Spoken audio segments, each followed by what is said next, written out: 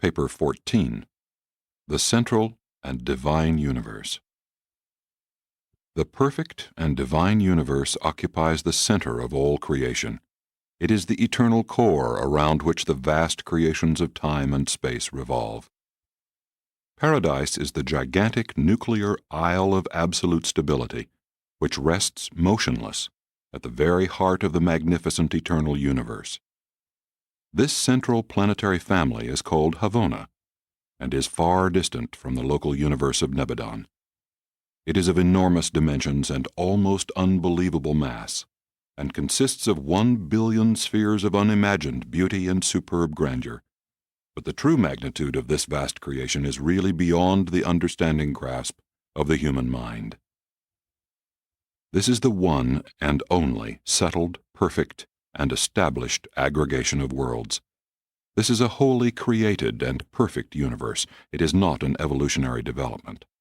This is the eternal core of perfection, about which swirls that endless procession of universes which constitute the tremendous evolutionary experiment, the audacious adventure of the Creator sons of God, who aspire to duplicate in time and to reproduce in space the pattern universe, the ideal of divine completeness, supreme finality, ultimate reality, and eternal perfection.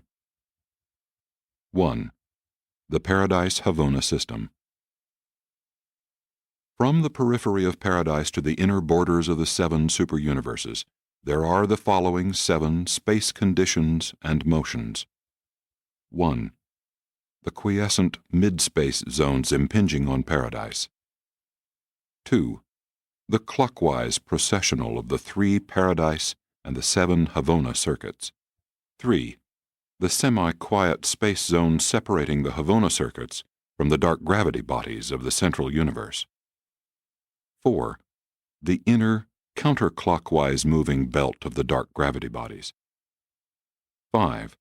The second, unique space zone dividing the 2 space paths of the dark gravity bodies. 6. The outer belt of dark gravity bodies, revolving clockwise around Paradise. 7. A third space zone, a semi-quiet zone, separating the outer belt of dark gravity bodies from the innermost circuits of the 7 superuniverses.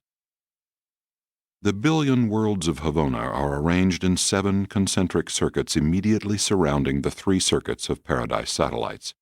There are upwards of 35 million worlds in the innermost Havona circuit, and over 245 million in the outermost, with proportionate numbers intervening. Each circuit differs, but all are perfectly balanced and exquisitely organized, and each is pervaded by a specialized representation of the infinite spirit, one of the 7 spirits of the circuits. In addition to other functions, this impersonal spirit coordinates the conduct of celestial affairs throughout each circuit. The Havona planetary circuits are not superimposed. Their worlds follow each other in an orderly, linear procession. The central universe whirls around the stationary Isle of Paradise in one vast plane, consisting of 10 concentric stabilized units, the 3 circuits of Paradise spheres, and the 7 circuits of Havona worlds.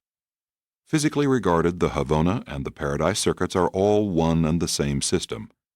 Their separation is in recognition of functional and administrative segregation. Time is not reckoned on Paradise. The sequence of successive events is inherent in the concept of those who are indigenous to the central isle, but time is germane to the Havona circuits and to numerous beings of both celestial and terrestrial origin sojourning thereon. Each Havona world has its own local time, determined by its circuit. All worlds in a given circuit have the same length of year, since they uniformly swing around Paradise, and the length of these planetary years decreases from the outermost to the innermost circuit. Besides Havona circuit time, there is the Paradise Havona Standard Day, and other time designations which are determined on and are sent out from the 7 Paradise satellites of the Infinite Spirit. The Paradise Havona Standard Day is based on the length of time required for the planetary abodes of the first or inner Havona circuit to complete 1 revolution around the Isle of Paradise, and though their velocity is enormous, owing to their situation between the dark gravity bodies and gigantic paradise, it requires almost 1,000 years for these spheres to complete their circuit. You have unwittingly read the truth when your eyes rested on the statement, "A day is as 1,000 years with God, as but a watch in the night." One Paradise Havona day is just 7 minutes, 3 1/8 seconds, less than 1,000 years of the present Urantia leap year calendar. This Paradise Havona day is the standard time measurement for the 7 super-universes, although each maintains its own internal time standards. On the outskirts of this vast central universe, far out beyond the 7th belt of Havona worlds, there swirl an unbelievable number of enormous dark gravity bodies. These multitudinous dark masses are quite unlike other space bodies. In many particulars, even in form, they are very different. These dark gravity bodies neither reflect nor absorb light. They are non-reactive to physical energy light, and they so completely encircle and enshroud Havona as to hide it from the view of even nearby inhabited universes of time and space. The great belt of dark gravity bodies is divided into 2 equal elliptical circuits by a unique space intrusion. The inner belt revolves counterclockwise. The outer revolves clockwise. These alternate directions of motion, coupled with the extraordinary mass of the dark bodies, so effectively equalize the lines of Havona gravity as to render the central universe a physically balanced and perfectly stabilized creation. The inner procession of dark gravity bodies is tubular in arrangement, consisting of 3 circular groupings. A cross-section of this circuit would exhibit 3 concentric circles of about equal density. The outer circuit of dark gravity bodies is arranged perpendicularly, being 10,000 times higher than the inner circuit.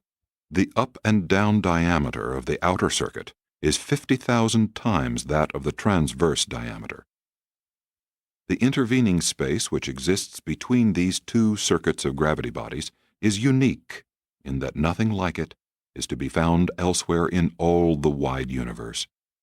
This zone is characterized by enormous wave movements of an up and down nature, and is permeated by tremendous energy activities of an unknown order.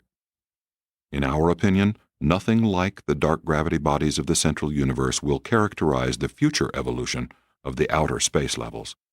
We regard these alternate processions of stupendous gravity-balancing bodies as unique in the master universe. 2. Constitution of Havona. Spirit beings do not dwell in nebulous space. They do not inhabit ethereal worlds.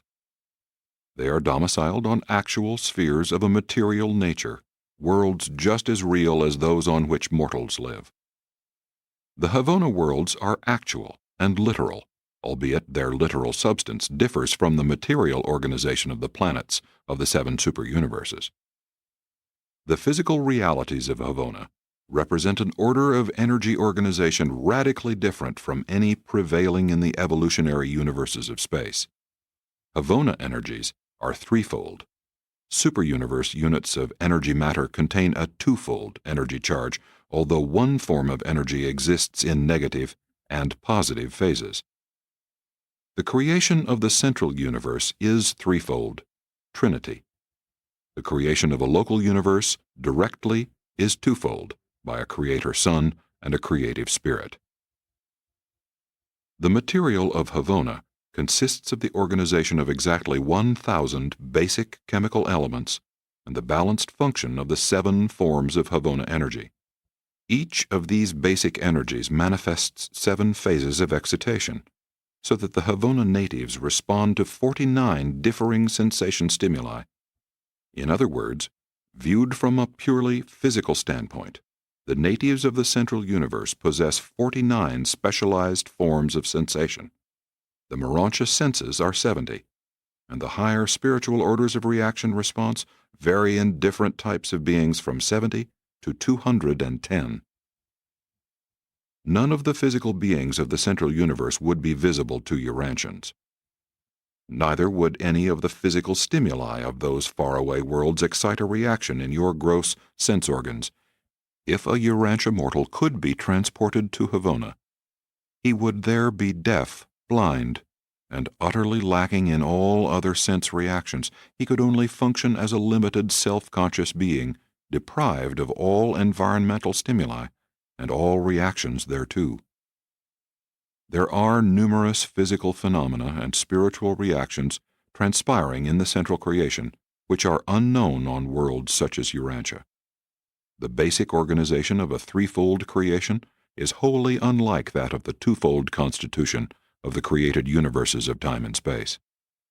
All natural law is coordinated on a basis entirely different than in the dual energy systems of the evolving creations. The entire central universe is organized in accordance with the threefold system of perfect and symmetrical control. Throughout the whole Paradise Havona system, there is maintained a perfect balance between all cosmic realities and all spiritual forces. Paradise, with an absolute grasp of material creation, perfectly regulates and maintains the physical energies of this central universe.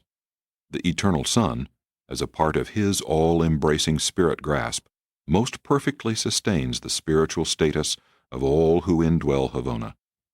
On Paradise, nothing is experimental, and the Paradise Havona system is a unit of creative perfection. The universal spiritual gravity of the Eternal Son is amazingly active throughout the central universe. All spirit values and spiritual personalities are unceasingly drawn inward, towards the abode of the gods. This Godward urge is intense and inescapable. The ambition to attain God is stronger in the central universe, not because spirit gravity is stronger than in the outlying universes, but because those beings who have attained Havona are more fully spiritualized, and hence more responsive to the ever-present action of the universal spirit gravity pull of the Eternal Son. Likewise does the Infinite Spirit draw all intellectual values paradiseward. Throughout the central universe, the mind gravity of the Infinite Spirit functions in liaison with the spirit gravity of the Eternal Son, and these together constitute the combined urge of the ascendant souls to find God, to attain deity, to achieve paradise, and to know the Father. Havona is a spiritually perfect and physically stable universe. The control and balanced stability of the central universe appear to be perfect. Everything physical or spiritual is perfectly predictable, but mind phenomena and personality volition are not. We do infer that sin can be reckoned as impossible of occurrence, but we do this on the ground that the native free will creatures of Havona have never been guilty of transgressing the will of deity. Through all eternity, these supernal beings have been consistently loyal to the eternals of days. Neither has sin appeared in any creature who has entered Havona as a pilgrim. There has never been an instance of misconduct by any creature of any group of personalities ever created in or admitted to the central Havona universe. So perfect and so divine are the methods and means of selection in the universes of time that never in the records of Havona has an error occurred. No mistakes have ever been made. No ascendant soul has ever been prematurely admitted to the central universe. 3. The Havona worlds. Concerning the government of the central universe, there is none.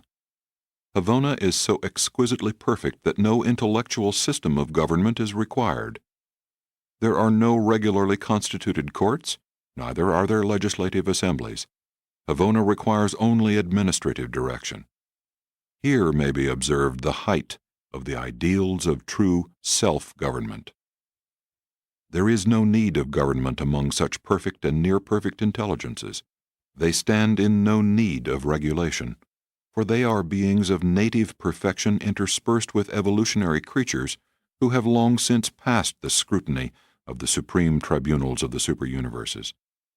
The administration of Havona is not automatic, but it is marvelously perfect and divinely efficient. It is chiefly planetary, and is vested in the resident Eternal of Days, each Havona sphere being directed by one of these Trinity origin personalities. Eternals of days are not creators, but they are perfect administrators. They teach with supreme skill and direct their planetary children with a perfection of wisdom bordering on absoluteness. The billion spheres of the central universe constitute the training worlds of the high personalities native to Paradise and Havona, and further serve as the final proving grounds for ascending creatures from the evolutionary worlds of time. In the execution of the Universal Father's great plan of creature ascension, the pilgrims of time are landed on the receiving worlds of the outer or seventh circuit, and subsequent to increased training and enlarged experience, they are progressively advanced inward, planet by planet and circle by circle, until they finally attain the deities and achieve residence on Paradise. At present, although the spheres of the seven circuits are maintained in all their supernal glory, only about 1% of all planetary capacity is utilized in the work of furthering the Father's universal plan of mortal ascension. About 1/10 of the area of these enormous worlds is dedicated to the life and activities of the core of the finality, beings eternally settled in light and life, who often sojourn and minister on the Havona worlds. These exalted beings have their personal residences on Paradise. The planetary construction of the Havona spheres is entirely unlike that of the evolutionary worlds and systems of space. Nowhere else in all the grand universe is it convenient to utilize such enormous spheres as inhabited worlds. Triata physical constitution, coupled with the balancing effect of the immense dark gravity bodies, makes it possible so perfectly to equalize the physical forces and so exquisitely to balance the various attractions of this tremendous creation. Anti-gravity is also employed in the organization of the material functions and the spiritual activities of these enormous worlds. The architecture, lighting, and heating, as well as the biologic and artistic embellishment of the Havona spheres, are quite beyond the greatest possible stretch of human imagination. You cannot be told much about Havona. To understand its beauty and grandeur, you must see it. But there are real rivers and lakes on these perfect worlds. Spiritually, these worlds are ideally appointed. They are fittingly adapted to their purpose of harboring the numerous orders of differing beings who function in the central universe. Manifold activities take place on these beautiful worlds, which are far beyond human comprehension. 4. Creatures of the central universe. There are 7 basic forms of living things and beings on the Havona worlds, and each of these basic forms exists in 3 distinct phases. Each of these 3 phases is divided into 70 major divisions, and each major division is composed of 1,000 minor divisions, with yet other subdivisions and so on. These basic life groups might be classified as 1. Material, 2. Morontial, 3. Spiritual, 4. Absonite, 5. Ultimate, 6. Coabsolute, 7. Absolute. Decay and death are not a part of the cycle of life on the Havona worlds. In the central universe, the lower living things undergo the transmutation of materialization. They do change form and manifestation, but they do not resolve by process of decay and cellular death. The Havona natives are all the offspring of the Paradise Trinity. They are without creature parents, and they are non-reproducing beings. We cannot portray the creation of these citizens of the central universe, beings who never were created. The entire story of the creation of Havona is an attempt to time-space an eternity fact, which has no relation to time or space, as mortal man comprehends them. But we must concede human philosophy a point of origin. Even personalities far above the human level require a concept of beginnings. Nevertheless, the Paradise Havona system is eternal. The natives of Havona live on the billion spheres of the central universe in the same sense that other orders of permanent citizenship dwell on their respective spheres of nativity. As the material order of sonship carries on the material, intellectual, and spiritual economy of a billion local systems in a super-universe, So, in a larger sense, do the Havona natives live and function on the billion worlds of the central universe.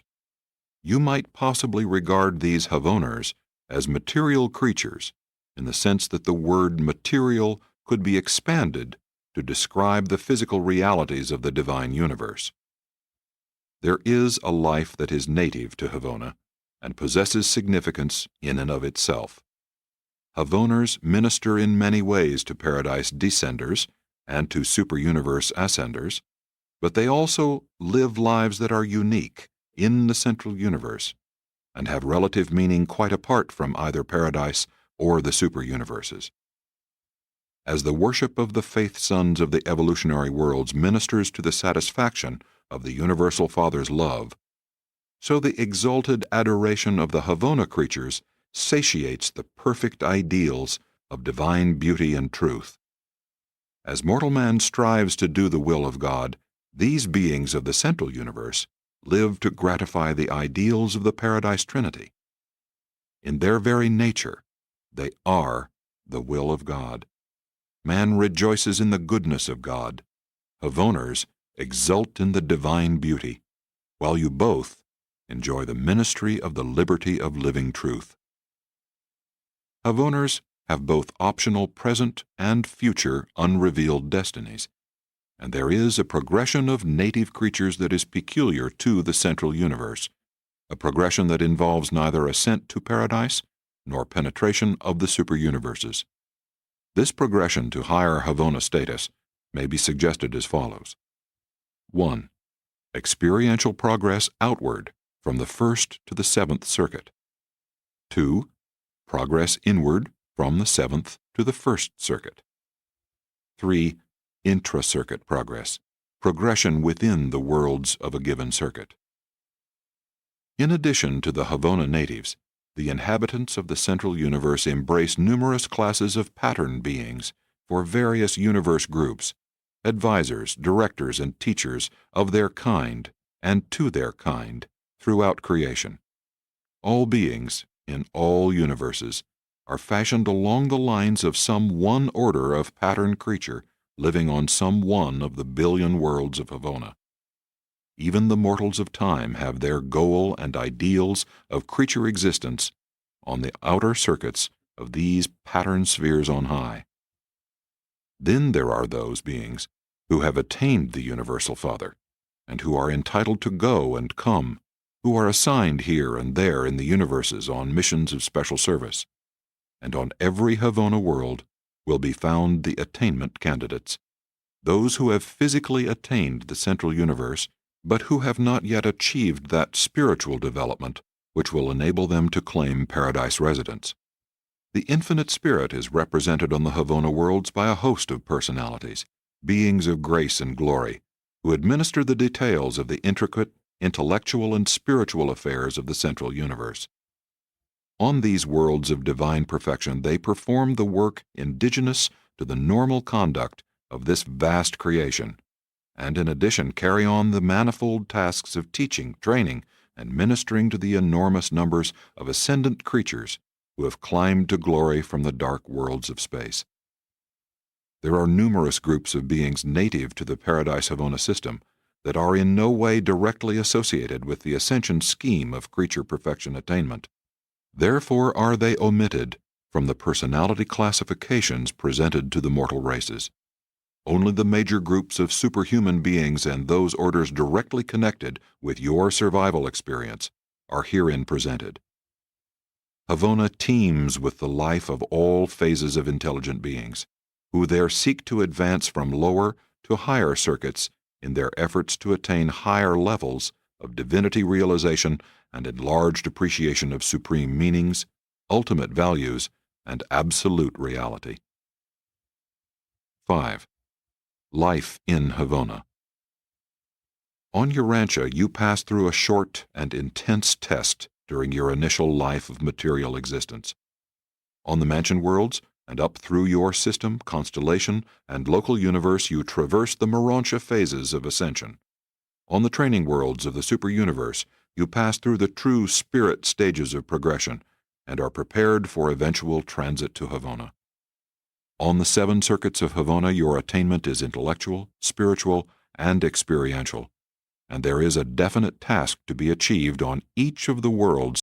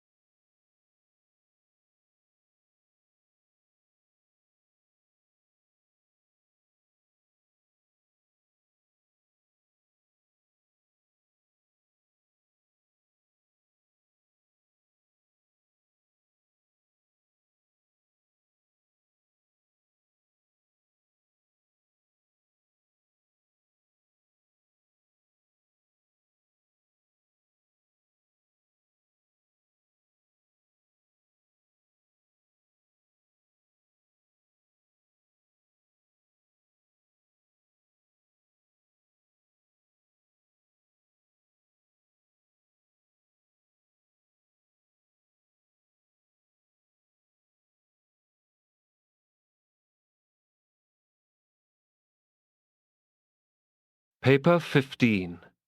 The Seven Super-Universes. As far as the Universal Father is concerned, as a father, the universes are virtually non-existent.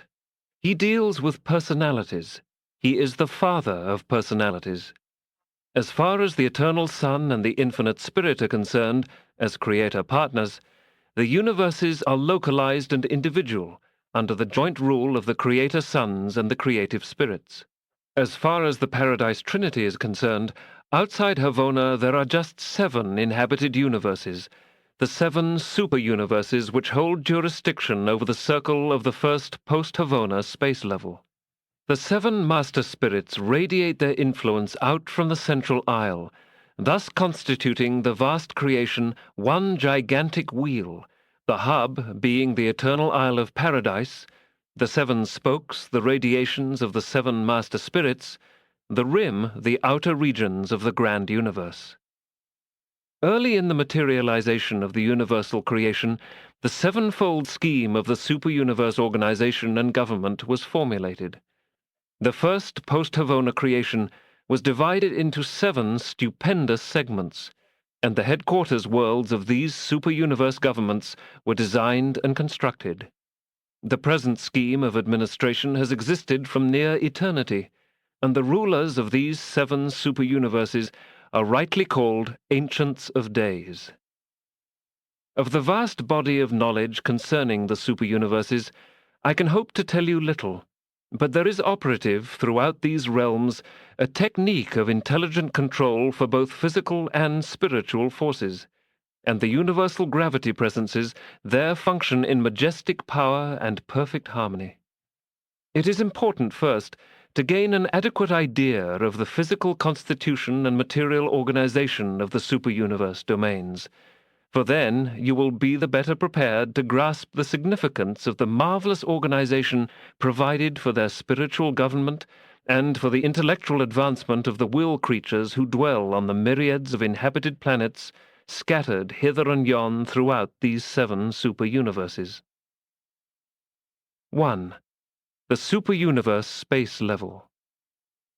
Within the limited range of the records, observations, and memories of the generations of 1,000,000 or 1,000,000,000 of your short years, to all practical intents and purposes, Urantia and the universe to which it belongs are experiencing the adventure of one long and uncharted plunge into new space. But according to the records of Uversa, in accordance with older observations, in harmony with the more extensive experience and calculations of our order, and as a result of conclusions based on these and other findings, we know that the universes are engaged in an orderly, well understood, and perfectly controlled processional, swinging in majestic grandeur around the first great source and center and his residential universe. We have long since discovered that the 7 super-universes traverse a great ellipse, a gigantic and elongated circle. Your solar system and other worlds of time are not plunging headlong without chart and compass into unmapped space. The local universe to which your system belongs is pursuing a definite and well-understood counterclockwise course around the vast swing that encircles the central universe. This cosmic path is well charted and is just as thoroughly known to the super-universe star observers as the orbits of the planets constituting your solar system are known to Urantia astronomers. Urantia is situated in a local universe and a super-universe not fully organized, and your local universe is in immediate proximity to numerous partially completed physical creations. You belong to one of the relatively recent universes, but you are not today plunging on wildly into uncharted space, nor swinging out blindly into unknown regions.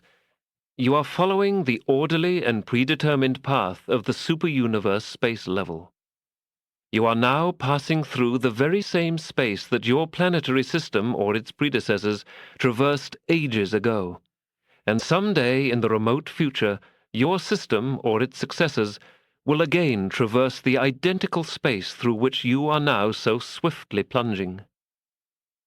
In this age, and as direction is regarded on Urantia, Superuniverse number 1 swings almost due north, approximately opposite, in an easterly direction, to the paradise residence of the great sources and centers and the central universe of Havona. This position, with the corresponding one to the west, represents the nearest physical approach of the spheres of time to the eternal isle. Superuniverse number 2 is in the north, preparing for the westward swing, while number 3 now holds the northernmost segment of the great space path, having already turned into the bend leading to the southerly plunge. Number 4 is on the comparatively straightaway southerly flight, the advanced regions now approaching opposition to the great centers.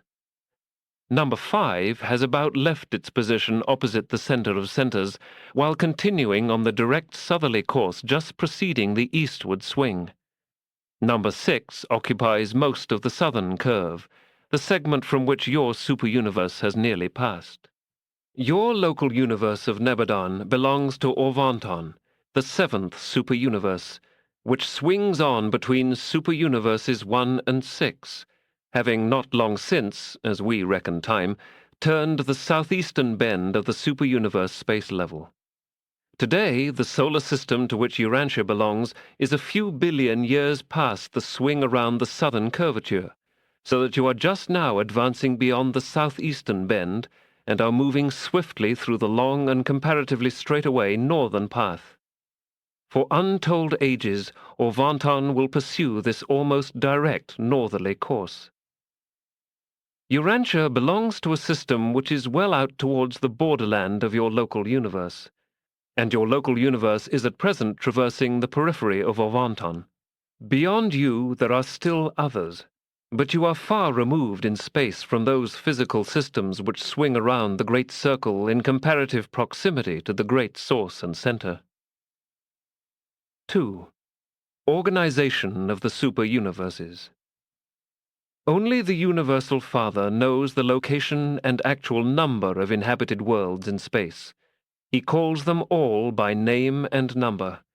I can give only the approximate number of inhabited or inhabitable planets, for some local universes have more worlds suitable for intelligent life than others. Nor have all projected local universes been organized. Therefore, the estimates which I offer are solely for the purpose of affording some idea of the immensity of the material creation. There are 7 superuniverses in the grand universe, and they are constituted approximately as follows. 1. The system. The basic unit of the supergovernment consists of about 1,000 inhabited or inhabitable worlds. Blazing suns, cold worlds, planets too near the hot suns, and other spheres not suitable for creature habitation are not included in this group. These 1,000 worlds, adapted to support life, are called a system. But in the younger systems, only a comparatively small number of these worlds may be inhabited. Each inhabited planet is presided over by a planetary prince, and each local system has an architectural sphere as its headquarters and is ruled by a system sovereign. 2. The constellation. 100 systems, about 100,000 inhabitable planets, make up a constellation. Each constellation has an architectural headquarters sphere and is presided over by 3 Vorondadek suns, the Most Highs. Each constellation also has a faithful of days in observation, an ambassador of the Paradise Trinity. 3. The local universe. 100 constellations, about 10 million inhabitable planets, constitute a local universe. Each local universe has a magnificent architectural headquarters world and is ruled by one of the coordinate creator sons of God of the Order of Michael. Each universe is blessed by the presence of a union of days, a representative of the Paradise Trinity. 4. The minor sector. 100 local universes, about 1 billion inhabitable planets, constitute a minor sector of the superuniverse government. It has a wonderful headquarters world where from its rulers, the recents of days, administer the affairs of the minor sector. There are 3 recents of days, supreme Trinity personalities, on each minor sector headquarters. 5. The major sector.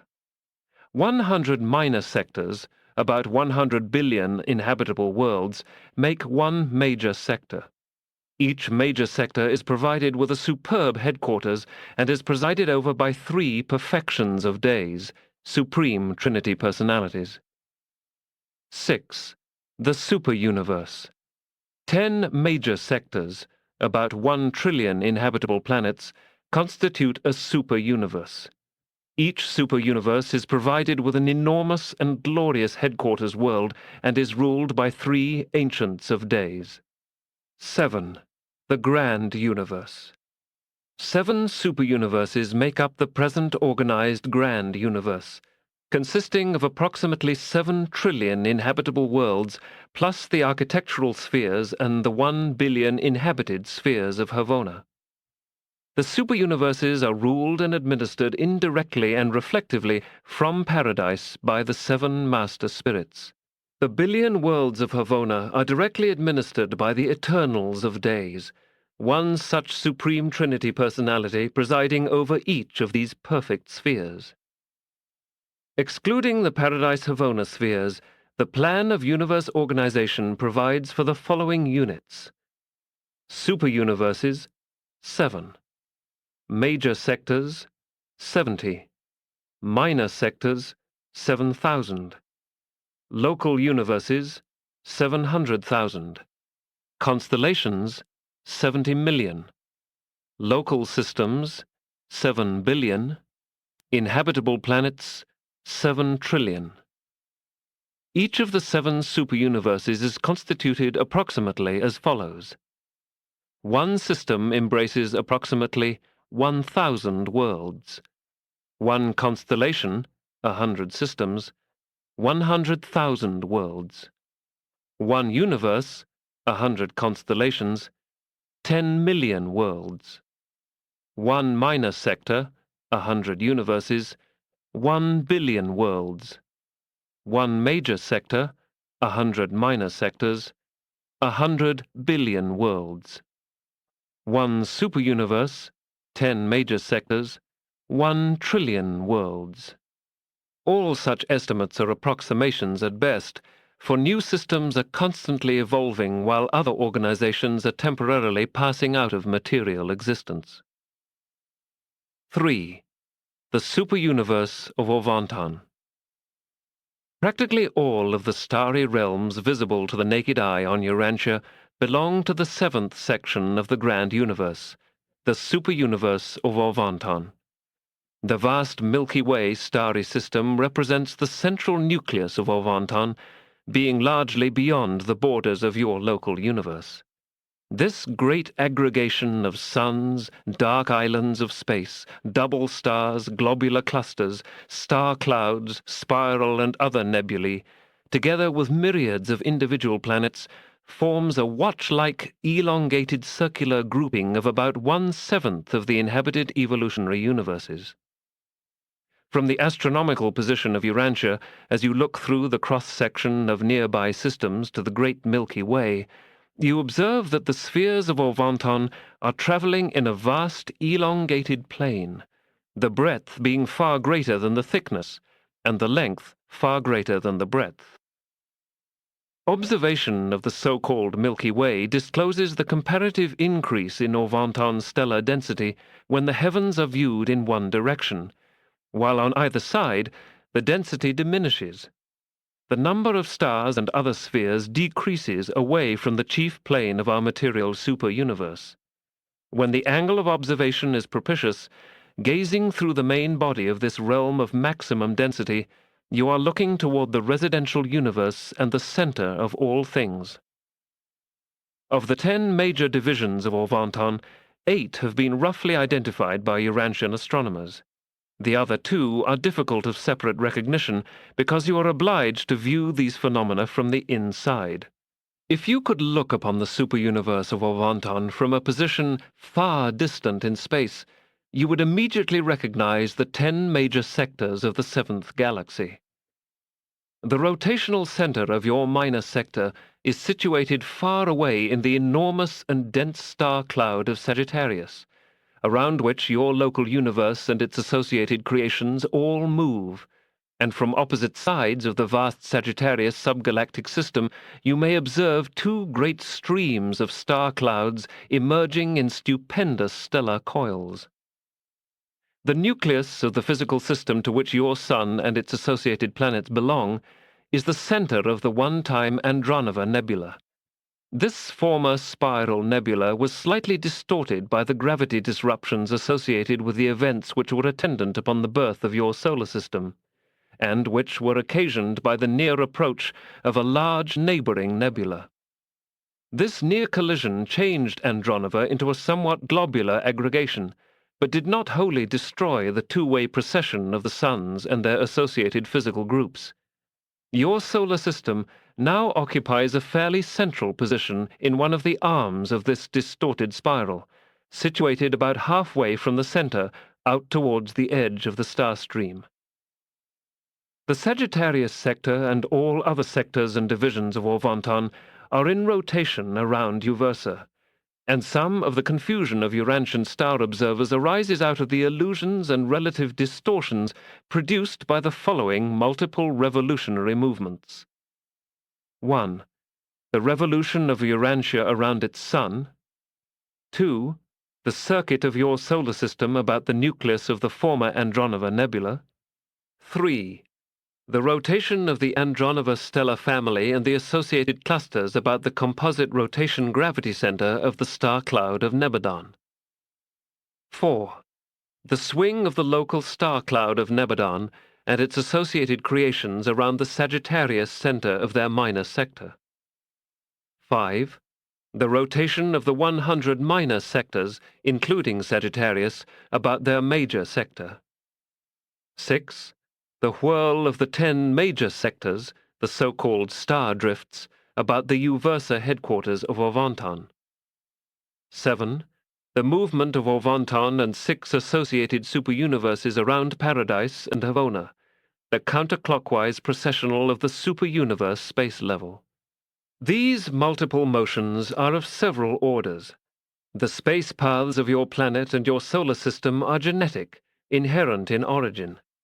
The absolute counterclockwise motion of Orvonton is also genetic, inherent in the architectural plans of the master universe, but the intervening motions are of composite origin, being derived in part from the constitutive segmentation of matter energy into the superuniverses, and in part produced by the intelligent and purposeful action of the Paradise Force organizers. The local universes are in closer proximity as they approach Havona. The circuits are greater in number, and there is increased superimposition, layer upon layer. But farther out from the eternal center, there are fewer and fewer systems, layers, circuits, and universes. 4. Nebulae, the ancestors of universes. While creation and universe organization remain forever under the control of the infinite creators and their associates, the whole phenomenon proceeds in accordance with an ordained technique and in conformity to the gravity laws of force, energy, and matter. But there is something of mystery associated with the universal force charge of space. We quite understand the organization of the material creations from the ultimatonic stage forward, but we do not fully comprehend the cosmic ancestry of the ultimatons. We are confident that these ancestral forces have a paradise origin because they forever swing through pervaded space in the exact gigantic outlines of paradise. Though non-responsive to paradise gravity, this force charge of space, the ancestor of all materialization, does always respond to the presence of nether paradise, being apparently circuited in and out of the nether paradise center. The Paradise Force organizers transmute space potency into primordial force and evolve this pre-material potential into the primary and secondary energy manifestations of physical reality. When this energy attains gravity-responding levels, the power directors and their associates of the superuniverse regime appear upon the scene and begin their never-ending manipulations designed to establish the manifold power circuits and energy channels of the universes of time and space. Thus does physical matter appear in space, and so is the stage set for the inauguration of universe organization. This segmentation of energy is a phenomenon which has never been solved by the physicists of Nebadon. Their chief difficulty lies in the relative inaccessibility of the Paradise Force organizers. For the living power directors, though they are competent to deal with space energy, do not have the least conception of the origin of the energies they so skillfully and intelligently manipulate. Paradise Force organizers are nebulae originators. They are able to initiate about their space presence the tremendous cyclones of force which, when once started, can never be stopped or limited until the all-pervading forces are mobilized for the eventual appearance of the ultimatonic units of universe matter. Thus are brought into being the spiral and other nebulae, the mother wheels of the direct origin suns and their varied systems. In outer space, there may be seen 10 different forms of nebulae, phases of primary universe evolution, and these vast energy wheels had the same origin as did those in the 7 superuniverses. Nebulae vary greatly in size, and in the resulting number and aggregate mass of their stellar and planetary offspring. A sun-forming nebula just north of the borders of Orvonton, but within the superuniverse space level, has already given origin to approximately 40,000 suns, and the mother wheel is still throwing off suns, the majority of which are many times the size of yours. Some of the larger nebulae of outer space are giving origin to as many as 100 million suns. Nebulae are not directly related to any of the administrative units, such as minor sectors or local universes, although some local universes have been organized from the products of a single nebula. Each local universe embraces exactly 1/100,000th part of the total energy charge of a superuniverse, irrespective of nebula relationship, for energy is not organized by nebulae, it is universally distributed. Not all spiral nebulae are engaged in sun-making. Some have retained control of many of their segregated stellar offspring, and their spiral appearance is occasioned by the fact that their suns pass out of the nebular arm in close formation, but return by diverse routes, thus making it easy to observe them at one point, but more difficult to see them when widely scattered on their different returning routes farther out and away from the arm of the nebula. There are not many sun-forming nebulae active in Orvonton at the present time, though Andromeda, which is outside the inhabited superuniverse, is very active. This far-distant nebula is visible to the naked eye, and when you view it, pause to consider that the light you behold left those distant suns almost 1 million years ago. The Milky Way galaxy is composed of vast numbers of former spiral and other nebulae, and many still retain their original configuration. But as the result of internal catastrophes and external attraction, many have suffered such distortion and rearrangement as to cause these enormous aggregations to appear as gigantic luminous masses of blazing suns, like the Magellanic Cloud. The globular type of star clusters predominates near the outer margins of Orvonton. The vast star clouds of Orvonton should be regarded as individual aggregations of matter comparable to the separate nebulae observable in the space regions external to the Milky Way galaxy. Many of the so-called star clouds of space, however, consist of gaseous material only. The energy potential of these stellar gas clouds is unbelievably enormous, and some of it is taken up by nearby suns and redispatched in space as solar emanations. 5. The origin of space bodies. The bulk of the mass contained in the suns and planets of a superuniverse originates in the nebular wheels. Very little of superuniverse mass is organized by the direct action of the power directors, as in the construction of architectural spheres, although a constantly varying quantity of matter originates in open space. As to origin, the majority of the suns, planets, and other spheres can be classified in one of the following 10 groups. 1. Concentric contraction rings. Not all nebulae are spiral. Many an immense nebula, instead of splitting into a double star system or evolving as a spiral, undergoes condensation by multiple ring formation. For long periods, such a nebula appears as an enormous central sun surrounded by numerous gigantic clouds of encircling, ring-appearing formations of matter. 2. The world stars embrace those suns which are thrown off the great mother wheels of highly heated gases. They are not thrown off as rings, but in right and left-handed processions. World stars are also of origin in other than spiral nebulae. 3. Gravity explosion planets. When a sun is born of a spiral or of a barred nebula, not infrequently it is thrown out a considerable distance. Such a sun is highly gaseous, and subsequently, after it has somewhat cooled and condensed, it may chance to swing near some enormous mass of matter, a gigantic sun or a dark island of space. Such an approach may not be near enough to result in collision, but still near enough to allow the gravity pull of the greater body to start tidal convulsions in the lesser, thus initiating a series of tidal upheavals which occur simultaneously on opposite sides of the convulsed sun. At their height, these explosive eruptions produce a series of varying-sized aggregations of matter, which may be projected beyond the gravity reclamation zone of the erupting sun, thus becoming stabilized in orbits of their own around one of the two bodies concerned in this episode. Later on, the larger collections of matter unite and gradually draw the smaller bodies to themselves.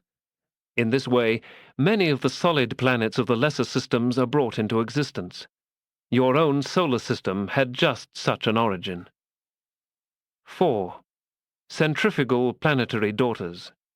Enormous suns, when in certain stages of development, and if their revolutionary rate greatly accelerates, begin to throw off large quantities of matter which may subsequently be assembled to form small worlds that continue to encircle the parent sun. 5. Gravity deficiency spheres. There is a critical limit to the size of individual stars. When a sun reaches this limit, unless it slows down in revolutionary rate, it is doomed to split. Sun fission occurs, and a new double star of this variety is born. Numerous small planets may be subsequently formed as a byproduct of this gigantic disruption. 6. Contractural stars. In the smaller systems, the largest outer planet sometimes draws to itself its neighboring worlds, while those planets near the sun begin their terminal plunge. With your solar system, such an end would mean that the 4 inner planets would be claimed by the sun, while the major planet, Jupiter, would be greatly enlarged by capturing the remaining worlds. Such an end of a solar system would result in the production of 2 adjacent but unequal suns, one type of double star formation. Such catastrophes are infrequent except out on the fringe of the superuniverse starry aggregations. 7. Cumulative spheres. From the vast quantity of matter circulating in space, small planets may slowly accumulate. They grow by meteoric accretion and by minor collisions. In certain sectors of space, conditions favor such forms of planetary birth. Many an inhabited world has had such an origin. Some of the dense, dark islands are the direct result of the accretions of transmuting energy in space. Another group of these dark islands have come into being by the accumulation of enormous quantities of cold matter, mere fragments and meteors circulating through space. Such aggregations of matter have never been hot and, except for density, are in composition very similar to Urantia. 8. Burned-out suns. Some of the dark islands of space are burned-out isolated suns, all available space energy having been emitted.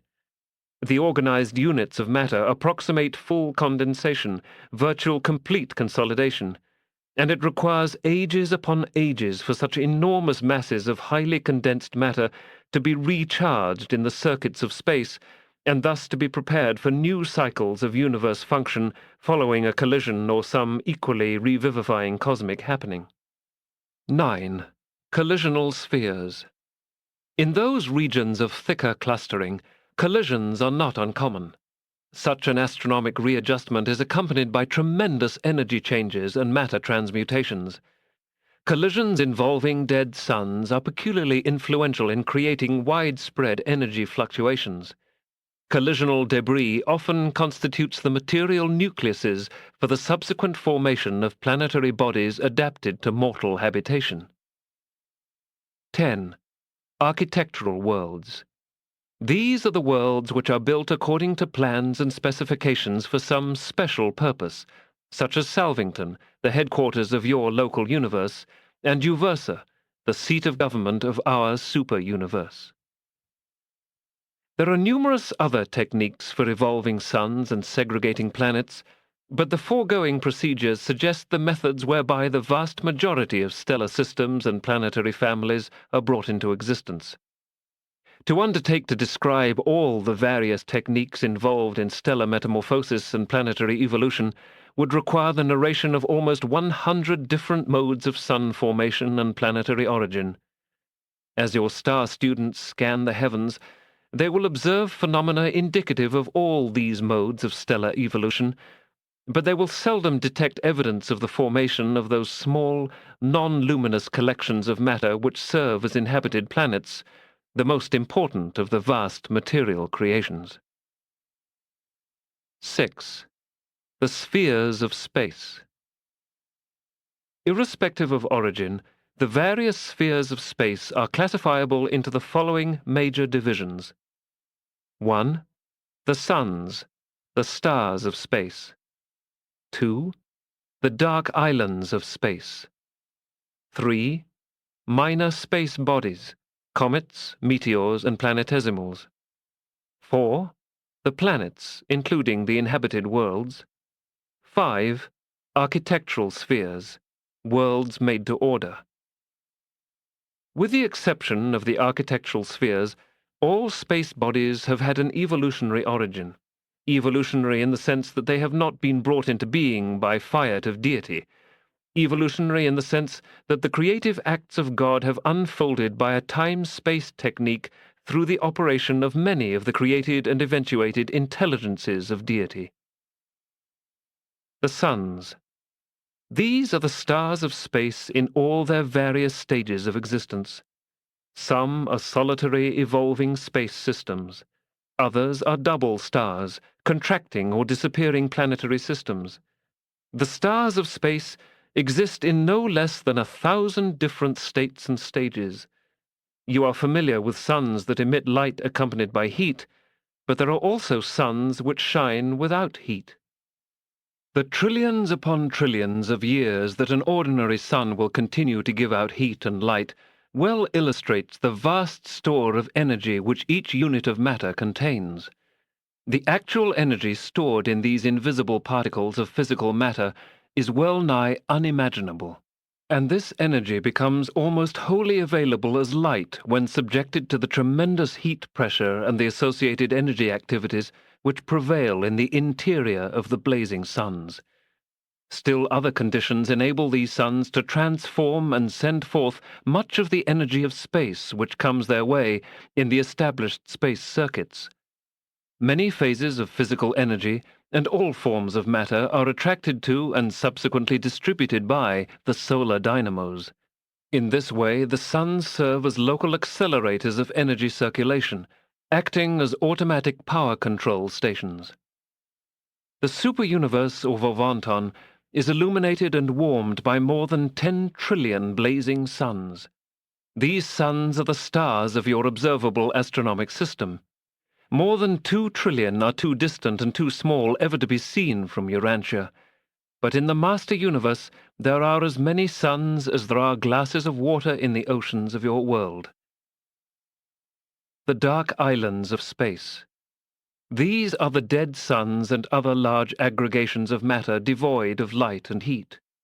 The dark islands are sometimes enormous in mass and exert a powerful influence in universe equilibrium and energy manipulation. The density of some of these large masses is well nigh unbelievable. And this great concentration of mass enables these dark islands to function as powerful balance wheels, holding large neighboring systems in effective leash. They hold the gravity balance of power in many constellations. Many physical systems which would otherwise speedily dive to destruction in nearby suns are held securely in the gravity grasp of these guardian dark islands. It is because of this function that we can locate them accurately. We have measured the gravity pull of the luminous bodies, and we can therefore calculate the exact size and location of the dark islands of space, which so effectively function to hold a given system steady in its course. Minor space bodies. The meteors and other small particles of matter circulating and evolving in space constitute an enormous aggregate of energy and material substance. Many comets are unestablished wild offspring of the solar mother wheels, which are being gradually brought under control of the central governing sun. Comets also have numerous other origins. A comet's tail points away from the attracting body or sun because of the electrical reaction of its highly expanded gases and because of the actual pressure of light and other energies emanating from the sun. This phenomenon constitutes one of the positive proofs of the reality of light and its associated energies. It demonstrates that light has weight. Light is a real substance, not simply waves of hypothetical ether. The planets. These are the larger aggregations of matter which follow an orbit around a sun or some other space body. They range in size from planetesimals to enormous gaseous, liquid, or solid spheres. The cold worlds which have been built up by the assemblage of floating space material, when they happen to be in proper relation to a nearby sun, are the more ideal planets to harbor intelligent inhabitants. The dead suns are not, as a rule, suited to life. They are usually too far away from a living, blazing sun, and further, they are altogether too massive. Gravity is tremendous at the surface. In your superuniverse, not one cool planet in 40 is habitable by beings of your order. And, of course, the superheated suns and the frigid outlying worlds are unfit to harbor higher life. In your solar system, only 3 planets are at present suited to harbor life. Urantia, in size, density, and location, is in many respects ideal for human habitation. The laws of physical energy behavior are basically universal, but local influences have much to do with the physical conditions which prevail on individual planets and in local systems. An almost endless variety of creature life and other living manifestations characterizes the countless worlds of space. There are, however, certain points of similarity in a group of worlds associated in a given system, while there also is a universe pattern of intelligent life. There are physical relationships among those planetary systems which belong to the same physical circuit, and which closely follow each other in the endless swing around the circle of universes. 7. The architectural spheres. While each superuniverse government presides near the center of the evolutionary universes of its space segment, it occupies a world made to order and is peopled by accredited personalities. These headquarters worlds are architectural spheres, space bodies specifically constructed for their special purpose. While sharing the light of nearby suns, these spheres are independently lighted and heated. Each has a sun which gives forth light without heat, like the satellites of paradise, while each is supplied with heat by the circulation of certain energy currents near the surface of the sphere. These headquarters worlds belong to one of the greater systems situated near the astronomical center of their respective superuniverses. Time is standardized on the headquarters of the superuniverses. The standard day of the superuniverse of Audiobook is equal to almost 30 days of Urantia time, and the Audiobook year equals 100 standard days. This Uversa year is standard in the 7th superuniverse, and it is 22 minutes short of 3,000 days of Urantia time, about 8 1/5 of your years. The headquarters worlds of the 7 superuniverses partake of the nature and grandeur of paradise, their central pattern of perfection. In reality, all headquarters worlds are paradisaical. They are indeed heavenly abodes, and they increase in material size, Urantia beauty, and spirit glory from Jerusalem to the central isle. And all the satellites of these headquarters worlds are also architectural spheres. The various headquarters worlds are provided with every phase of material and spiritual creation. All kinds of material, morontial, and spiritual beings are at home on these rendezvous worlds of the universes. As mortal creatures ascend the universe, passing from the material to the spiritual realms, they never lose their appreciation for and enjoyment of their former levels of existence. Jerusalem, the headquarters of your local system of Satania, has its 7 worlds of transition culture, each of which is encircled by 7 satellites, among which are the 7 mansion worlds of Morontia detention, man's first post-mortal residence. As the term heaven has been used on Urantia, it has sometimes meant these 7 mansion worlds, the first mansion world being denominated the first heaven, and so on to the 7th. Urantia, the headquarters of your constellation of Nolashadek, has its 70 satellites of socializing culture and training, on which ascenders sojourn upon the completion of the Jerusalem regime of personality mobilization, unification, and realization. Salvington, the capital of Nebadon, your local universe, is surrounded by 10 university clusters of 49 spheres each. Hereon is man spiritualized following his constellation socialization.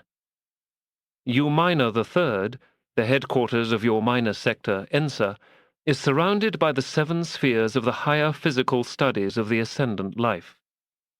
U Major V, the headquarters of your major sector, Splandon, is surrounded by the 70 spheres of the advancing intellectual training of the super-universe.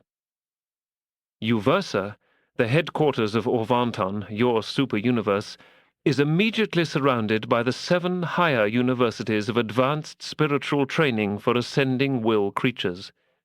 Each of these 7 clusters of wonder spheres consists of 70 specialized worlds, containing thousands upon thousands of replete institutions and organizations devoted to universe training and spirit culture, wherein the pilgrims of time are re-educated and re-examined preparatory to their long flight to Havona. The arriving pilgrims of time are always received on these associated worlds, but the departing graduates are always dispatched for Havona direct from the shores of Uversa. Uversa is the spiritual and administrative headquarters for approximately 1 trillion inhabited or inhabitable worlds. The glory, grandeur, and perfection of the Orvanton capital surpass any of the wonders of the time-space creations. If all the projected local universes and their component parts were established, there would be slightly less than 500 billion architectural worlds in the 7 superuniverses. 8. Energy control and regulation. The headquarters spheres of the superuniverses are so constructed that they are able to function as efficient power energy regulators for their various sectors, serving as focal points for the directionization of energy to their component local universes. They exert a powerful influence over the balance and control of the physical energies circulating through organized space. Further regulative functions are performed by the superuniverse power centers and physical controllers, living and semi-living intelligent entities constituted for this express purpose. These power centers and controllers are difficult of understanding. The lower orders are not volitional, they do not possess will, they do not choose, their functions are very intelligent, but apparently automatic and inherent in their highly specialized organization. The power centers and physical controllers of the superuniverses assume direction and partial control of the 30 energy systems which comprise the gravitar domain. The physical energy circuits administered by the power centers of Uversa require a little over 968 million years to complete the encirclement of the superuniverse. Evolving energy has substance. It has weight, although weight is always relative, depending on revolutionary velocity, mass, and anti-gravity. Mass in matter tends to retard velocity in energy, and the anywhere present velocity of energy represents the initial endowment of velocity minus retardation by mass encountered in transit, plus the regulatory function of the living energy controllers of the superuniverse and the physical influence of nearby highly heated or heavily charged bodies. The universal plan for the maintenance of equilibrium between matter and energy necessitates the everlasting making and unmaking of the lesser material units. The universe power directors have the ability to condense and detain, or to expand and liberate, varying quantities of energy. Given a sufficient duration of retarding influence, gravity would eventually convert all energy into matter, were it not for two factors. First, because of the anti-gravity influences of the energy controllers, and second, because organized matter tends to disintegrate under certain conditions found in very hot stars and under certain peculiar conditions in space near highly energized cold bodies of condensed matter. When mass becomes over-aggregated and threatens to unbalance energy, to deplete the physical power circuits, the physical controllers intervene unless gravity's own further tendency to over-materialize energy is defeated by the occurrence of a collision among the dead giants of space, thus in an instant completely dissipating the cumulative collections of gravity. In these collisional episodes, enormous masses of matter are suddenly converted into the rarest form of energy, and the struggle for universal equilibrium is begun anew. Eventually, the larger physical systems become stabilized, become physically settled, and are swung into the balanced and established circuits of the super-universes. Subsequent to this event, no more collisions or other devastating catastrophes will occur in such established systems. During the times of plus energy, there are power disturbances and heat fluctuations accompanied by electrical manifestations. During times of minus energy, there are increased tendencies for matter to aggregate, condense, and to get out of control in the more delicately balanced circuits, with resultant tidal or collisional adjustments which quickly restore the balance between circulating energy and more literally stabilized matter. To forecast and otherwise to understand such likely behavior of the blazing suns and the dark islands of space is one of the tasks of the celestial star observers. We are able to recognize most of the laws governing universe equilibrium and to predict much pertaining to universe stability.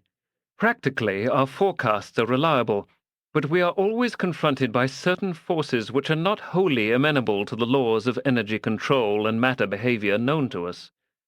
The predictability of all physical phenomena becomes increasingly difficult as we proceed outward in the universes from paradise. As we pass beyond the borders of the personal administration of the paradise rulers, we are confronted with increasing inability to reckon in accordance with the standards established and the experience acquired in connection with observations having exclusively to do with the physical phenomena of the nearby astronomic systems.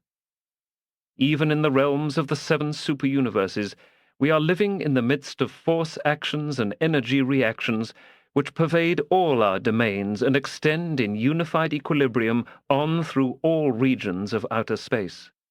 The farther out we go, the more certainly we encounter those variational and unpredictable phenomena which are so unerringly characteristic of the unfathomable presence performances of the absolutes and the experiential deities. And these phenomena must be indicative of some universal over-control of all things. The superuniverse of Ovantan is apparently now running down. The outer universes seem to be winding up for unparalleled future activities. The central Havona universe is eternally stabilized. Gravity and absence of heat, cold, organize and hold matter together. Heat and anti-gravity disrupt matter and dissipate energy. The living power directors and force organizers are the secret of the special control and intelligent direction of the endless metamorphoses of universe making, unmaking, and remaking. Nebulae may disperse, suns burn out, systems vanish, and planets perish, but the universes do not run down. 9. Circuits of the superuniverses. The universal circuits of paradise do actually pervade the realms of the 7 superuniverses. These present circuits are the personality gravity of the Universal Father, the spiritual gravity of the Eternal Son, the mind gravity of the conjoint actor, and the material gravity of the Eternal Isle. In addition to the universal paradise circuits, and in addition to the presence performances of the absolutes and the experiential deities, there function within the superuniverse space level only 2 energy circuit divisions or power segregations: the superuniverse circuits and the local universe circuits. The superuniverse circuits: 1. The unifying intelligence circuit of one of the 7 master spirits of paradise. Such a cosmic mind circuit is limited to a single superuniverse. 2. The reflective service circuit of the 7 reflective spirits in each superuniverse. 3. The secret circuits of the mystery monitors, in some manner interassociated and rooted by Divinington to the Universal Father on Paradise. 4. The circuit of the intercommunion of the Eternal Son with his Paradise sons. 5. The flash presence of the Infinite Spirit. 6. The broadcasts of Paradise, the space reports of Havona. 7.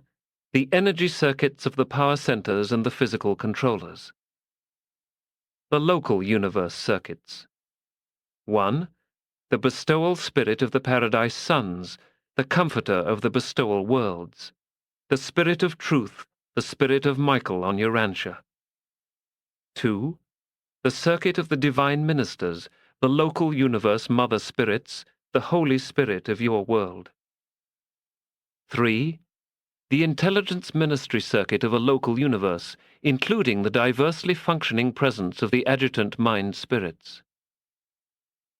When there develops such a spiritual harmony in a local universe that its individual and combined circuits become indistinguishable from those of the superuniverse, when such identity of function and oneness of ministry actually prevail, then does the local universe immediately swing into the settled circuits of light and life, becoming at once eligible for admission into the spiritual confederation of the perfected union of the supercreation. The requisites for admission to the councils of the Ancients of Days, membership in the superuniverse confederation, are 1. Physical stability. The stars and planets of a local universe must be in equilibrium. The periods of immediate stellar metamorphosis must be over. The universe must be proceeding on a clear track. Its orbit must be safely and finally settled. 2. Spiritual loyalty. There must exist a state of universal recognition of and loyalty to the sovereign Son of God, who presides over the affairs of such a local universe. There must have come into being a state of harmonious cooperation between the individual planets, systems, and constellations of the entire local universe. Your local universe is not even reckoned as belonging to the settled physical order of the superuniverse, much less as holding membership in the recognized spiritual family of the supergovernment. Although Nebadon does not yet have representation on Uversa, we of the superuniverse government are dispatched to its worlds on special missions from time to time, even as I have come to Urantia directly from Uversa. We lend every possible assistance to your directors and rulers in the solution of their difficult problems. We are desirous of seeing your universe qualified for full admission into the associated creations of the superuniverse family. 10. Rulers of the superuniverses. The headquarters of the superuniverses are the seats of the high spiritual government of the time-space domains. The executive branch of the supergovernment, taking origin in the councils of the Trinity, is immediately directed by one of the 7 master spirits of supreme supervision. beings who sit upon seats of paradise authority and administer the super-universes through the 7 supreme executives stationed on the 7 special worlds of the infinite spirit, the outermost satellites of paradise. The super-universe headquarters are the abiding places of the reflective spirits and the reflective image aids. From this midway position, these marvelous beings conduct their tremendous reflectivity operations, thus ministering to the central universe above and to the local universes below. Each super-universe is presided over by 3 Ancients of Days, the joint chief executives of the super-government. In its executive branch, the personnel of the super-universe government consists of 7 different groups. 1. Ancients of Days. 2. Perfecters of Wisdom. 3. Divine Counselors. 4. Universal Censors. 5. Mighty Messengers. 6. Those high in authority. 7. Those without name and number. The 3 Ancients of Days are immediately assisted by a corps of 1 billion Perfecters of Wisdom, with whom are associated 3 billion Divine Counselors. 1 billion universal censors are attached to each super-universe administration. These 3 groups are coordinate Trinity personalities, taking origin directly and divinely in the Paradise Trinity. The remaining 3 orders, mighty messengers, those high in authority, and those without name and number, are glorified ascendant mortals. The first of these orders came up through the ascendant regime and passed through Havona in the days of Grandfanda.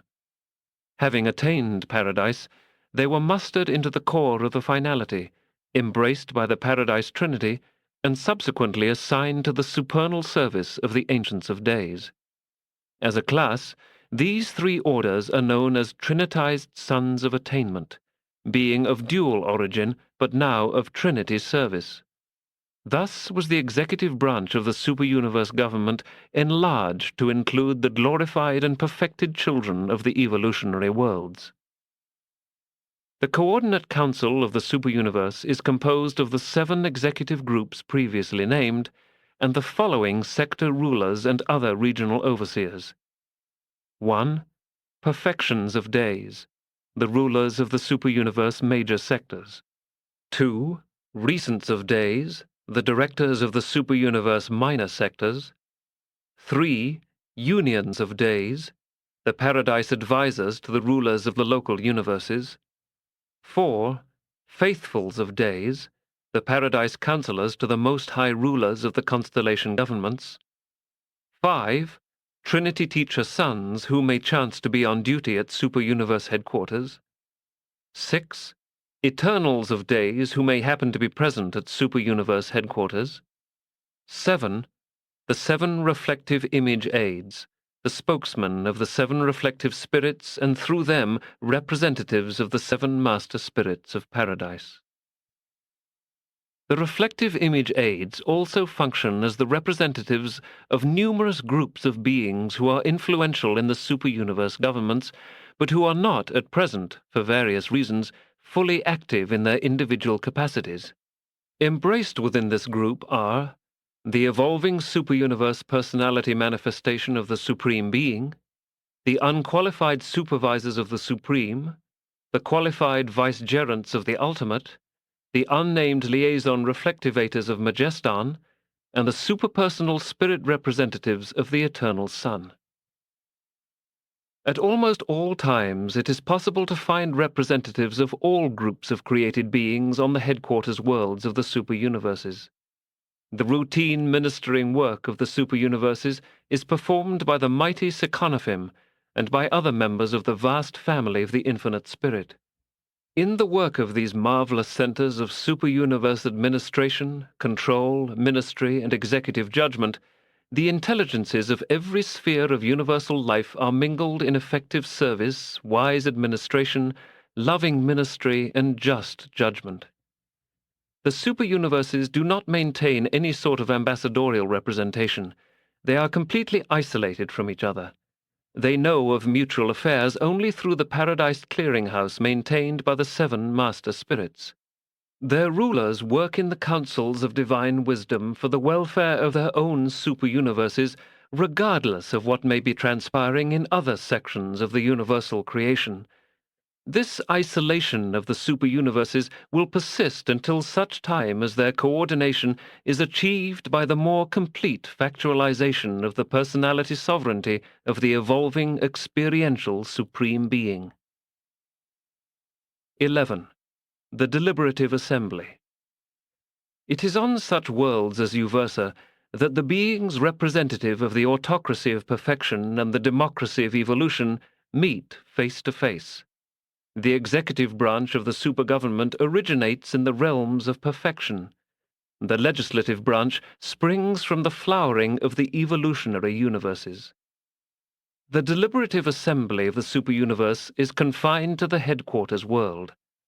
This legislative or advisory council consists of 7 houses, to each of which every local universe admitted to the superuniverse councils elects a native representative. These representatives are chosen by the high councils of such local universes from among the ascending pilgrim graduates of Ovanton who are tarrying on Uversa, accredited for transport to Havona. The average term of service is about 100 years of superuniverse standard time. Never have I known of a disagreement between the Ovanton executives and the Uversa assembly. Never yet in the history of our superuniverse has the deliberative body ever passed a recommendation that the executive division of the supergovernment has even hesitated to carry out.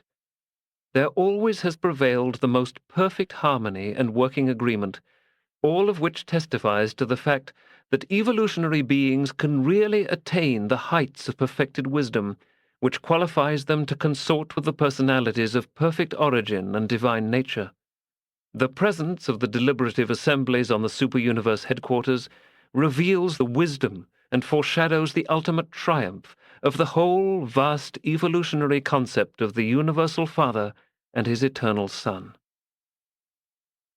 12. The Supreme Tribunals. When we speak of executive and deliberative branches of the Uversa government, you may, from the analogy of certain forms of Urantian civil government, reason that we must have a third or judicial branch, and we do. But it does not have a separate personnel. Our courts are constituted as follows. There presides, in accordance with the nature and gravity of the case, an Ancient of Days, a Perfecter of Wisdom, or a Divine Counselor. The evidence for or against an individual, a planet, system, constellation, or universe is presented and interpreted by the censors. The defense of the children of time and the evolutionary planets is offered by the mighty messengers, the official observers of the super-universe government to the local universes and systems. The attitude of the higher government is portrayed by those high in authority, and ordinarily the verdict is formulated by a varying-sized commission consisting equally of those without name and number, and a group of understanding personalities chosen from the deliberative assembly. The courts of the Ancients of Days are the high review tribunals for the spiritual adjudication of all component universes. The sovereign sons of the local universes are supreme in their own domains. They are subject to the supergovernment only insofar as they voluntarily submit matters for counsel or adjudication by the Ancients of Days, except in matters involving the extinction of will creatures.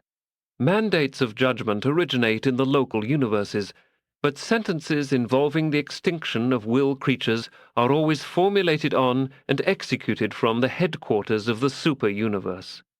The sons of the local universes can decree the survival of mortal man, but only the Ancients of Days may sit in executive judgment on the issues of eternal life and death. In all matters not requiring trial, the submission of evidence, the Ancients of Days or their associates render decisions, and these rulings are always unanimous. We are here dealing with the councils of perfection. There are no disagreements nor minority opinions in the decrees of these supreme and superlative tribunals. With certain few exceptions, the supergovernments exercise jurisdiction over all things and all beings in their respective domains.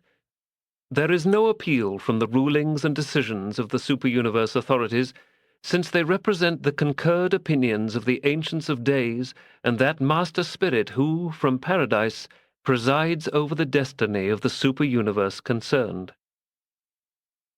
13. The sector governments.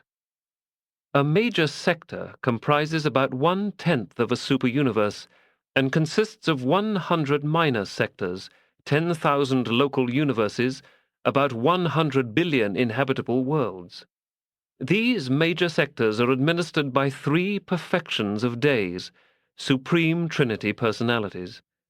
The courts of the perfections of days are constituted much as are those of the ancients of days, except that they do not sit in spiritual judgment upon the realms. The work of these major sector governments has chiefly to do with the intellectual status of a far-flung creation. The major sectors detain, adjudicate, dispense, and tabulate, for reporting to the courts of the ancients of days, all matters of superuniverse importance of a routine and administrative nature, which are not immediately concerned with the spiritual administration of the realms or with the outworking of the mortal ascension plans of the paradise rulers. The personnel of a major sector government is no different from that of the superuniverse. As the magnificent satellites of Uversa are concerned with your final spiritual preparation for Havona, so are the 70 satellites of Umajor V devoted to your superuniverse intellectual training and development. From all Orvanton, here are gathered together the wise beings who labor untiringly to prepare the mortals of time for their further progress towards the career of eternity. Most of this training of ascending mortals is conducted on the 70 study worlds. The minor sector governments are presided over by 3 recents of days.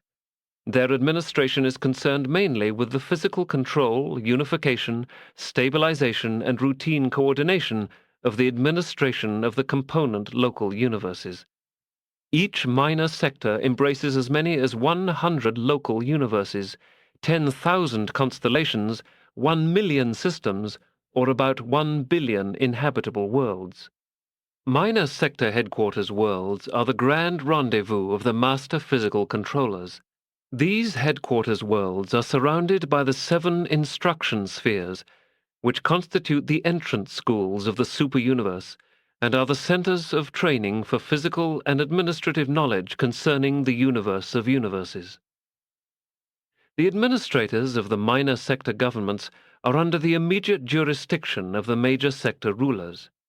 The recents of days receive all reports of observations and coordinate all recommendations which come up to a superuniverse from the unions of days, who are stationed as Trinity observers and advisers on the headquarters spheres of the local universes, and from the faithfuls of days, who are similarly attached to the councils of the Most Highs at the headquarters of the constellations.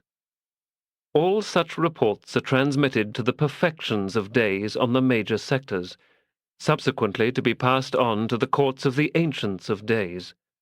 Thus the Trinity regime extends from the constellations of the local universes up to the headquarters of the superuniverse. The local system headquarters do not have Trinity representatives. 14. Purposes of the 7 superuniverses. There are 7 major purposes which are being unfolded in the evolution of the 7 superuniverses. Each major purpose in superuniverse evolution will find fullest expression in only one of the 7 superuniverses, and therefore does each superuniverse have a special function and a unique nature. Orvanton, the 7th superuniverse, the one to which your local universe belongs, is known chiefly because of its tremendous and lavish bestowal of merciful ministry to the mortals of the realms. It is renowned for the manner in which justice prevails as tempered by mercy, and power rules as conditioned by patience, while the sacrifices of time are freely made to secure the stabilization of eternity. Orvanton is a universe demonstration of love and mercy. It is, however, very difficult to describe our conception of the true nature of the evolutionary purpose which is unfolding in Orvanton, but it may be suggested by saying that in this supercreation we feel that the 6 unique purposes of cosmic evolution, as manifested in the 6 associated supercreations, are here being interassociated into a meaning of the whole. And it is for this reason that we have sometimes conjectured that the evolved and finished personalization of God the Supreme will, in the remote future, and from Uversa, rule the perfected 7 superuniverses in all the experiential majesty of his then attained almighty sovereign power. As Orvanton is unique in nature and individual in destiny, so also is each of its 6 associated superuniverses. A great deal that is going on in Orvanton is not, however, revealed to you, and of these unrevealed features of Orvanton life, many are to find most complete expression in some other superuniverse. The 7 purposes of superuniverse evolution are operative throughout all 7 superuniverses, but each supercreation will give fullest expression to only one of these purposes. To understand more about these superuniverse purposes, much that you do not understand would have to be revealed, and even then you would comprehend but little. This entire narrative presents only a fleeting glimpse of the immense creation of which your world and local system are a part. Your world is called Urantia, and it is number 606 in the planetary group or system of Satania. This system has at present 619 inhabited worlds, and more than 200 additional planets are evolving favorably toward becoming inhabited worlds at some future time. Satania has a headquarters world called Jerusalem, and it is system number 24 in the constellation of Nolashadek. Your constellation, Nolashadek, consists of 100 local systems and has a headquarters world called Edentia. Nolashadek is number 70 in the universe of Nebadon. The local universe of Nebadon consists of 100 constellations and has a capital known as Salvington. The universe of Nebadon is number 84 in the minor sector of Ensa. The minor sector of Ensa consists of 100 local universes and has a capital called Umina III. This minor sector is number 3 in the major sector of Splandon. Splandon consists of 100 minor sectors and has a headquarters world called U Major V. It is the 5th major sector of the superuniverse of Orvanton, the 7th segment of the grand universe. Thus, you can locate your planet in the scheme of the organization and administration of the universe of universes. The grand universe number of your world, Urantia, is 5,342,482,337,666. That is the registry number on Uversa and on Paradise, your number in the catalogue of the inhabited worlds. I know the physical sphere registry number, but it is of such an extraordinary size that it is of little practical significance to the mortal mind. Your planet is a member of an enormous cosmos. You belong to a well-nigh infinite family of worlds, but your sphere is just as precisely administered and just as lovingly fostered as if it were the only inhabited world in all existence. Presented by a universal censor hailing from Uversa. Paper 16. The 7 Master Spirits. The 7 Master Spirits of Paradise are the primary personalities of the Infinite Spirit. In this 7-fold creative act of self-duplication, the Infinite Spirit exhausted the associative possibilities mathematically inherent in the factual existence of the 3 persons of deity. Had it been possible to produce a larger number of Master Spirits, they would have been created, but there are just 7 associative possibilities and only 7 inherent in 3 deities. And this explains why the universe is operated in 7 grand divisions, and why the number 7 is basically fundamental in its organization and administration. The seven master spirits thus have their origin in and derive their individual characteristics from the following seven likenesses. 1. The Universal Father. 2. The Eternal Son. 3. The Infinite Spirit. 4. The Father and the Son. 5. The Father and the Spirit. 6. The Son and the Spirit. 7. The Father, Son, and Spirit. We know very little about the action of the Father and the Son in the creation of the Master Spirits. Apparently they were brought into existence by the personal acts of the Infinite Spirit, but we have been definitely instructed that both the Father and the Son participated in their origin. In spirit character and nature, these seven spirits of paradise are as one, but in all other aspects of identity they are very unlike, and the results of their functioning in the super-universes are such that the individual differences of each are unmistakably discernible. All the after-plans of the seven segments of the grand universe, and even the correlative segments of outer space, have been conditioned by the other-than-spiritual diversity of these seven master spirits of supreme and ultimate supervision. The master spirits have many functions, but at the present time their particular domain is the central supervision of the seven super-universes.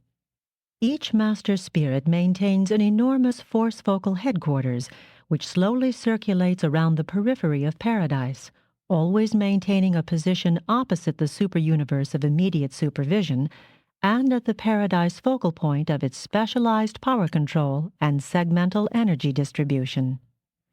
The radial boundary lines of any one of the super-universes do actually converge at the paradise headquarters of the supervising master spirit. 1. Relation to triune deity. The conjoint creator, the infinite spirit, is necessary to the completion of the triune personalization of undivided deity. This threefold deity personalization is inherently sevenfold in possibility of individual and associative expression. Hence, the subsequent plan to create universes inhabited by intelligent and potentially spiritual beings, duly expressive of the Father, Son, and Spirit, made the personalization of the seven master spirits inescapable. We have come to speak of the threefold personalization of deity as the absolute inevitability, while we have come to look upon the appearance of the seven master spirits as the sub-absolute inevitability. While the seven master spirits are hardly expressive of threefold deity, they are the eternal portrayal of sevenfold deity, the active and associative functions of the three ever-existent persons of deity. By and in and through these seven spirits, the Universal Father, the Eternal Son, or the Infinite Spirit, or any dual association, is able to function as such. When the Father, the Son, and the Spirit act together, they can and do function through Master Spirit number 7, but not as the Trinity. The Master Spirits singly and collectively represent any and all possible deity functions, single and several, but not collective, not the Trinity. Master Spirit number 7 is personally non-functional with regard to the Paradise Trinity, and that is just why he can function personally for the Supreme Being. But when the seven master spirits vacate their individual seats of personal power and super-universe authority and assemble about the conjoint actor in the triune presence of Paradise Deity, then and there are they collectively representative of the functional power, wisdom, and authority of undivided deity, the Trinity, to and in the evolving universes. Such a paradise union of the primal sevenfold expression of deity does actually embrace, literally encompass, all of every attribute and attitude of the three eternal deities in supremacy and in ultimacy. To all practical intents and purposes, the seven master spirits do, then and there, encompass the functional domain of the supreme ultimate to and in the master universe. As far as we can discern, these 7 spirits are associated with the divine activities of the 3 eternal persons of deity. We detect no evidence of direct association with the functioning presences of the 3 eternal phases of the Absolute. When associated, the master spirits represent the paradise deities in what may be roughly conceived as the finite domain of action. It might embrace much that is ultimate, but not absolute. 2. Relation to the infinite spirit. Just as the eternal and original Son is revealed through the persons of the constantly increasing number of divine sons, so is the infinite and divine Spirit revealed through the channels of the 7 master spirits and their associated spirit groups. At the center of centers, the infinite Spirit is approachable, but not all who attain paradise are immediately able to discern his personality and differentiated presence. But all who attain the central universe can and do immediately commune with one of the 7 master spirits, the one presiding over the superuniverse from which the newly arrived space pilgrim hails. To the universe of universes, the Paradise Father speaks only through his Son, while he and the Son conjointly act only through the Infinite Spirit. Outside of Paradise and Havona, the Infinite Spirit speaks only by the voices of the 7 master spirits. The Infinite Spirit exerts an influence of personal presence within the confines of the Paradise-Havona system. Elsewhere, his personal spirit presence is exerted by and through one of the 7 master spirits. Therefore is the super-universe spirit presence of the 3rd source and center on any world or in any individual conditioned by the unique nature of the supervisory master spirit of that segment of creation. Conversely, the combined lines of spirit force and intelligence pass inward to the 3rd person of deity by way of the 7 master spirits. The 7 master spirits are collectively endowed with the supreme ultimate attributes of the 3rd source and center. While each one individually partakes of this endowment, only collectively do they disclose the attributes of omnipotence, omniscience, and omnipresence. No one of them can so function universally. As individuals, and in the exercise of these powers of supremacy and ultimacy, each is personally limited to the super-universe of immediate supervision. All of everything which has been told you concerning the divinity and personality of the conjoint actor applies equally and fully to the 7 master spirits, who so effectively distribute the infinite spirit to the 7 segments of the grand universe in accordance with their divine endowment and in the manner of their differing and individually unique natures. It would therefore be proper to apply to the collective group of 7 any or all of the names of the infinite spirit. Collectively, they are one with the conjoint creator on all sub-absolute levels. 3. Identity and diversity of the master spirits. The 7 master spirits are indescribable beings, but they are distinctly and definitely personal. They have names, but we elect to introduce them by number. As primary personalizations of the infinite spirit, they are akin, but as primary expressions of the 7 possible associations of triune deity, they are essentially diverse in nature, and this diversity of nature determines their differential of super-universe conduct. These 7 master spirits may be described as follows. Master Spirit number 1. In a special manner, this spirit is the direct representation of the Paradise Father. He is a peculiar and efficient manifestation of the power, love, and wisdom of the Universal Father. He is the close associate and supernal advisor of the Chief of Mystery Monitors, that being who presides over the College of Personalized Adjusters on Divinington. In all associations of the 7 master spirits, it is always Master Spirit number 1 who speaks for the Universal Father. This spirit presides over the first super-universe and, while unfailingly exhibiting the divine nature of a primary personalization of the infinite spirit, seems more especially to resemble the Universal Father in character. He is always in personal liaison with the 7 reflective spirits at the headquarters of the first super-universe. Master Spirit number 2. This spirit adequately portrays the matchless nature and charming character of the Eternal Son, the firstborn of all creation. He is always in close association with all orders of the sons of God, whenever they may happen to be in the residential universe as individuals or in joyous conclave. In all the assemblies of the 7 master spirits, he always speaks for and in behalf of the Eternal Son.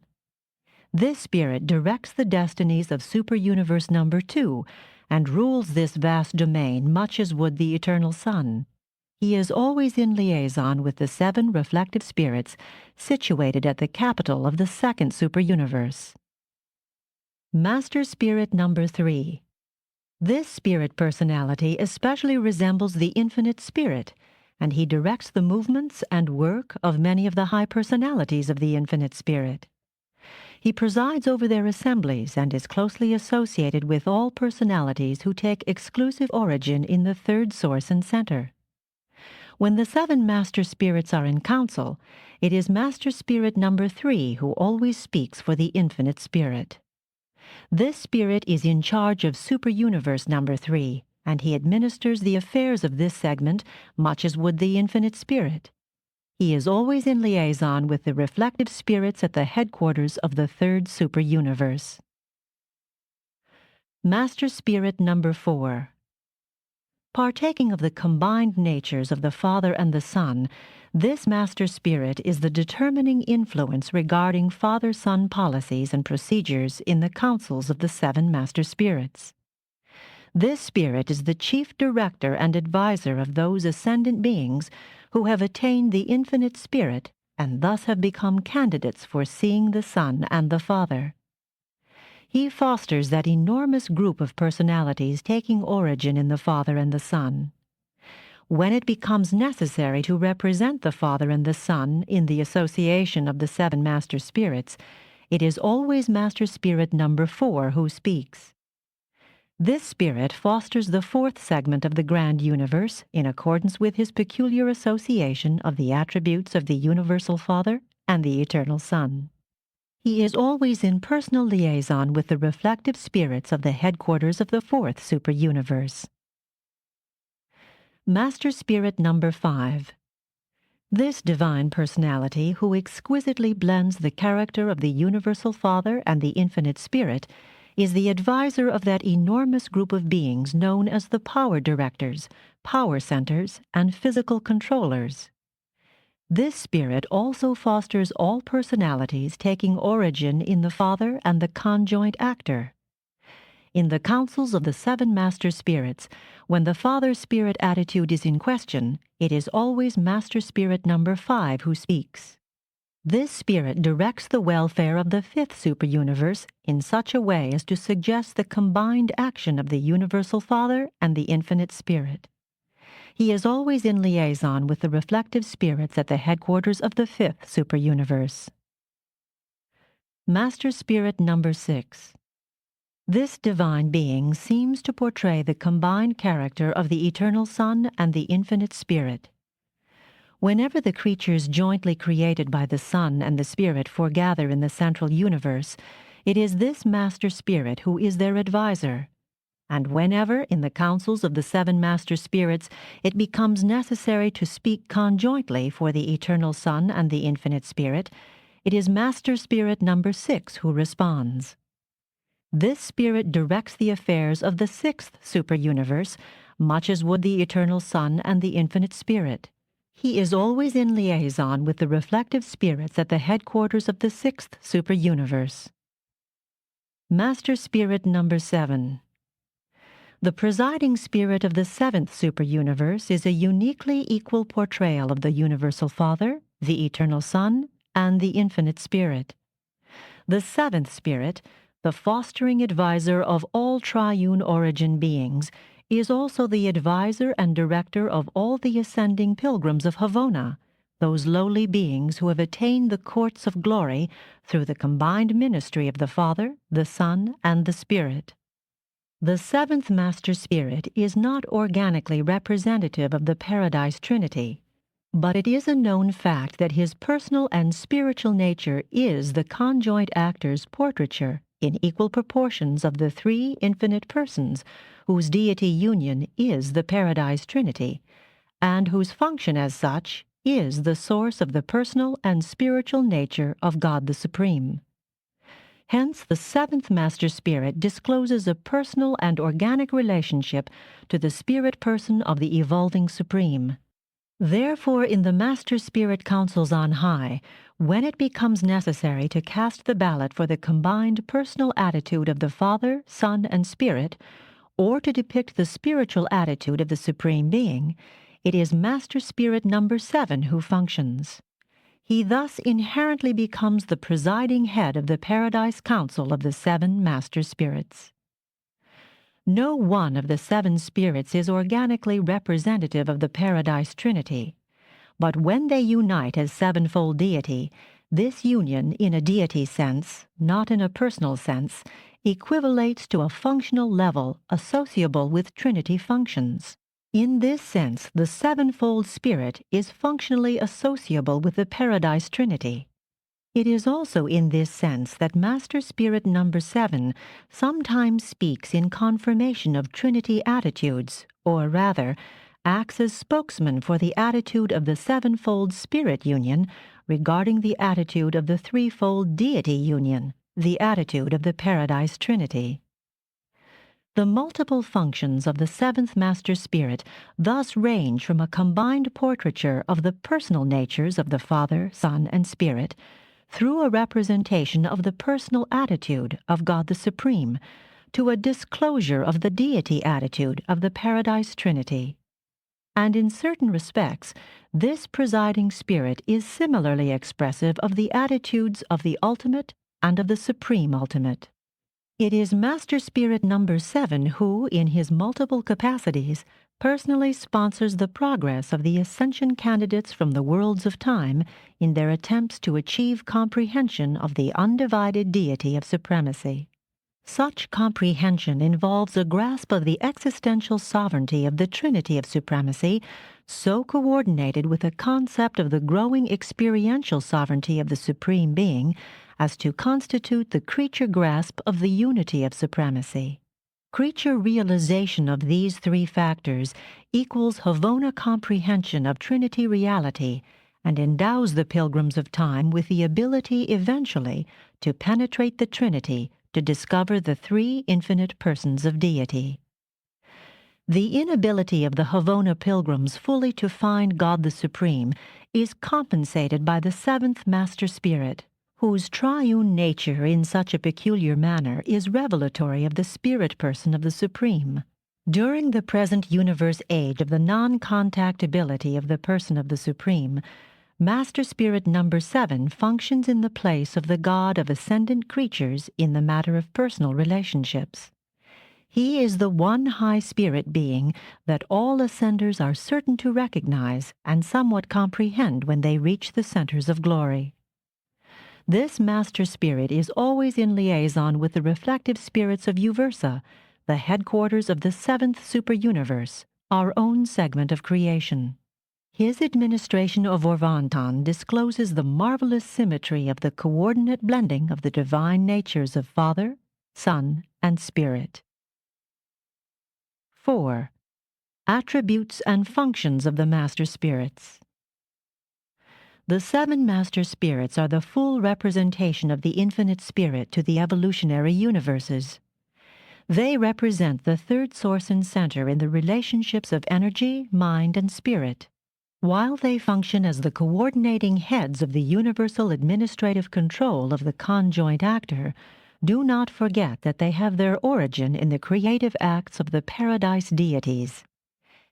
It is literally true that these 7 spirits are the personalized physical power, cosmic mind, and spiritual presence of the triune deity, the 7 spirits of God sent forth to all the universe. The Master Spirits are unique in that they function on all universe levels of reality excepting the Absolute. They are, therefore, efficient and perfect supervisors of all phases of administrative affairs on all levels of super-universe activities. It is difficult for the mortal mind to understand very much about the Master Spirits because their work is so highly specialized, yet all-embracing, so exceptionally material, and at the same time so exquisitely spiritual. These versatile creators of the cosmic mind are the ancestors of the universe power directors and are themselves supreme directors of the vast and far-flung spirit creature creation. The 7 Master Spirits are the creators of the universe power directors and their associates, entities who are indispensable to the organization, control, and regulation of the physical energies of the grand universe. And these same Master Spirits very materially assist the Creator Sons in the work of shaping and organizing the local universes. We are unable to trace any personal connection between the cosmic energy work of the Master Spirits and the force functions of the unqualified Absolute.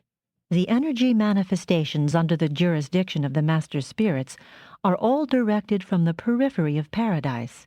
They do not appear to be in any direct manner associated with the force phenomena identified with the nether surface of Paradise. Unquestionably, when we encounter the functional activities of the various Urantia power supervisors, we are face to face with certain of the unrevealed activities of the Master Spirits, who, aside from these ancestors of both physical controllers and spirit ministers, could have contrived so to combine and associate material and spiritual energies as to produce a hitherto non-existent phase of universe reality, Urantia substance and Urantia mind. Much of the reality of the spiritual worlds is of the Urantia order, a phase of universe reality wholly unknown on Urantia. The goal of personality existence is spiritual, but the Urantia creations always intervene, bridging the gulf between the material realms of mortal origin and the super-universe spheres of advancing spiritual status. It is in this realm that the Master Spirits make their great contribution to the plan of man's paradise ascension. The 7 Master Spirits have personal representatives who function throughout the grand universe. But since a large majority of these subordinate beings are not directly concerned with the ascendant scheme of mortal progression in the path of paradise perfection, little or nothing has been revealed about them. Much, very much of the activity of the 7 Master Spirits remains hidden from human understanding, because in no way does it directly pertain to your problem of paradise ascent. It is highly probable, though we cannot offer definite proof, that the Master Spirit of Orvantan exerts a decided influence in the following spheres of activity. 1. The life initiation procedures of the local universe life carriers. 2. The life activations of the adjutant mind spirits bestowed upon the worlds by a local universe creative spirit. 3. The fluctuations in energy manifestations exhibited by the linear gravity-responding units of organized matter. 4. The behavior of emergent energy when fully liberated from the grasp of the unqualified Absolute, thus becoming responsive to the direct influence of linear gravity and to the manipulations of the universe power directors and their associates. 5. The bestowal of the ministry spirit of a local universe creative spirit, known on Urantia as the Holy Spirit. 6. The subsequent bestowal of the spirit of the bestowal sons, on Urantia called the Comforter, or the Spirit of Truth. 7. The reflectivity mechanism of the local universes and the super-universe. Many features connected with this extraordinary phenomenon can hardly be reasonably explained or rationally understood without postulating the activity of the Master Spirits in association with the conjoint actor and the Supreme Being. Notwithstanding our failure adequately to comprehend the manifold workings of the 7 Master Spirits, we are confident there are 2 realms in the vast range of universe activities with which they have nothing whatever to do: the bestowal and ministry of the thought adjusters and the inscrutable functions of the unqualified Absolute. 5. Relation to creatures. Each segment of the grand universe, each individual universe and world, enjoys the benefits of the united counsel and wisdom of all 7 master spirits, but receives the personal touch and tinge of only one. And the personal nature of each master spirit entirely pervades and uniquely conditions his super-universe. Through this personal influence of the 7 master spirits, every creature of every order of intelligent beings, outside of Paradise and Havona, must bear the characteristic stamp of individuality indicative of the ancestral nature of some one of these 7 Paradise spirits. As concerns the 7 super-universes, each native creature, man or angel, will forever bear this badge of natal identification. The 7 master spirits do not directly invade the material minds of the individual creatures on the evolutionary worlds of space. The mortals of Urantia do not experience the personal presence of the mind-spirit influence of the master spirit of Orvantan. If this master spirit does attain any sort of contact with the individual mortal mind during the earlier evolutionary ages of an inhabited world, it must occur through the ministry of the local universe creative spirit, the consort and associate of the Creator Son of God, who presides over the destinies of each local creation. But this very creative mother spirit is, in nature and character, quite like the master spirit of Orvantan. The physical stamp of a master spirit is a part of man's material origin. The entire Morantia career is lived under the continuing influence of this same master spirit. It is hardly strange that the subsequent spirit career of such an ascending mortal never fully eradicates the characteristic stamp of this same supervising spirit. The impress of a master spirit is basic to the very existence of every pre-Havona stage of mortal ascension. The distinctive personality trends exhibited in the life experience of evolutionary mortals, which are characteristic in each super-universe, and which are directly expressive of the nature of the dominating master spirit, are never fully effaced, not even after such ascenders are subjected to the long training and unifying discipline encountered on the 1 billion educational spheres of Havona. Even the subsequent intense paradise culture does not suffice to eradicate the earmarks of super-universe origin. Throughout all eternity, an ascendant mortal will exhibit traits indicative of the presiding spirit of his super-universe of nativity. Even in the core of the finality, when it is desired to arrive at or to portray a complete trinity relationship to the evolutionary creation, always a group of 7 finaliters is assembled, one from each super-universe. 6. The Cosmic Mind. The master spirits are the 7-fold source of the cosmic mind, the intellectual potential of the grand universe. This cosmic mind is a sub-absolute manifestation of the mind of the 3rd source and center, and, in certain ways, is functionally related to the mind of the evolving Supreme Being.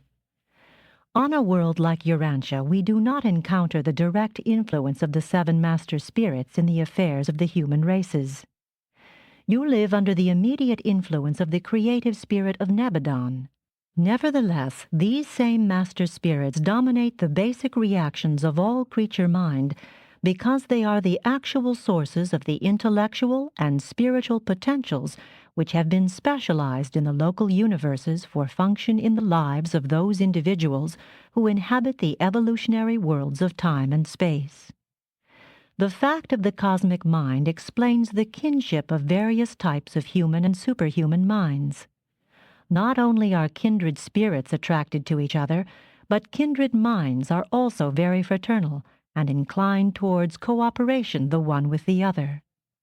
Human minds are sometimes observed to be running in channels of astonishing similarity and inexplicable agreement. There exists in all personality associations of the cosmic mind a quality which might be denominated the reality response.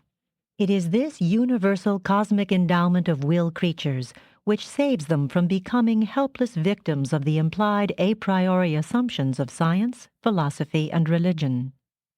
This reality sensitivity of the cosmic mind responds to certain phases of reality, just as energy material responds to gravity. It would be still more correct to say that these supramaterial realities so respond to the mind of the cosmos. The cosmic mind unfailingly responds, recognizes response, on 3 levels of universe reality. These responses are self-evident to clear reasoning and deep-thinking minds. These levels of reality are: 1. Causation. The reality domain of the physical senses, the scientific realms of logical uniformity, the differentiation of the factual and the non-factual, reflective conclusions based on cosmic response. This is the mathematical form of the cosmic discrimination. 2. Duty. The reality domain of morals in the philosophic realm, the arena of reason, the recognition of relative right and wrong. This is the judicial form of the cosmic discrimination. 3. Worship. The spiritual domain of the reality of religious experience, the personal realization of divine fellowship, the recognition of spirit values, the assurance of eternal survival, the ascent from the status of servants of God to the joy and liberty of the sons of God. This is the highest insight of the cosmic mind, the reverential and worshipful form of the cosmic discrimination. These scientific, moral, and spiritual insights, these cosmic responses, are innate in the cosmic mind, which endows all will creatures. The experience of living never fails to develop these 3 cosmic intuitions. They are constitutive in the self-consciousness of reflective thinking. But it is sad to record that so few persons on Urantia take delight in cultivating these qualities of courageous and independent cosmic thinking. In the local universe mind bestowals, these 3 insights of the cosmic mind constitute the a priori assumptions which make it possible for man to function as a rational and self-conscious personality in the realms of science, philosophy, and religion. Stated otherwise, the recognition of the reality of these 3 manifestations of the infinite is by a cosmic technique of self-revelation. Matter energy is recognized by the mathematical logic of the senses. Mind reason intuitively knows its moral duty. Spirit faith, worship, is the religion of the reality of spiritual experience. These 3 basic factors in reflective thinking may be unified and coordinated in personality development, or they may become disproportionate and virtually unrelated in their respective functions. But when they become unified, they produce a strong character consisting in the correlation of a factual science, a moral philosophy, and a genuine religious experience. And it is these 3 cosmic intuitions that give objective validity, reality, to man's experience in and with things, meanings, and values. It is the purpose of education to develop and sharpen these innate endowments of the human mind, of civilization to express them, of life experience to realize them, of religion to ennoble them, and of personality to unify them. 7. Morals, virtue, and personality. Intelligence alone cannot explain the moral nature. Morality, virtue, is indigenous to human personality. Moral intuition, the realization of duty, is a component of human mind endowment and is associated with the other inalienables of human nature, scientific curiosity, and spiritual insight. Man's mentality far transcends that of his animal cousins, but it is his moral and religious natures that especially distinguish him from the animal world. The selective response of an animal is limited to the motor level of behavior. The supposed insight of the higher animals is on a motor level and usually appears only after the experience of motor trial and error.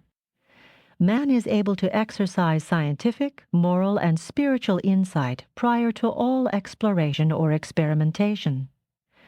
Only a personality can know what it is doing before it does it. Only personalities possess insight in advance of experience.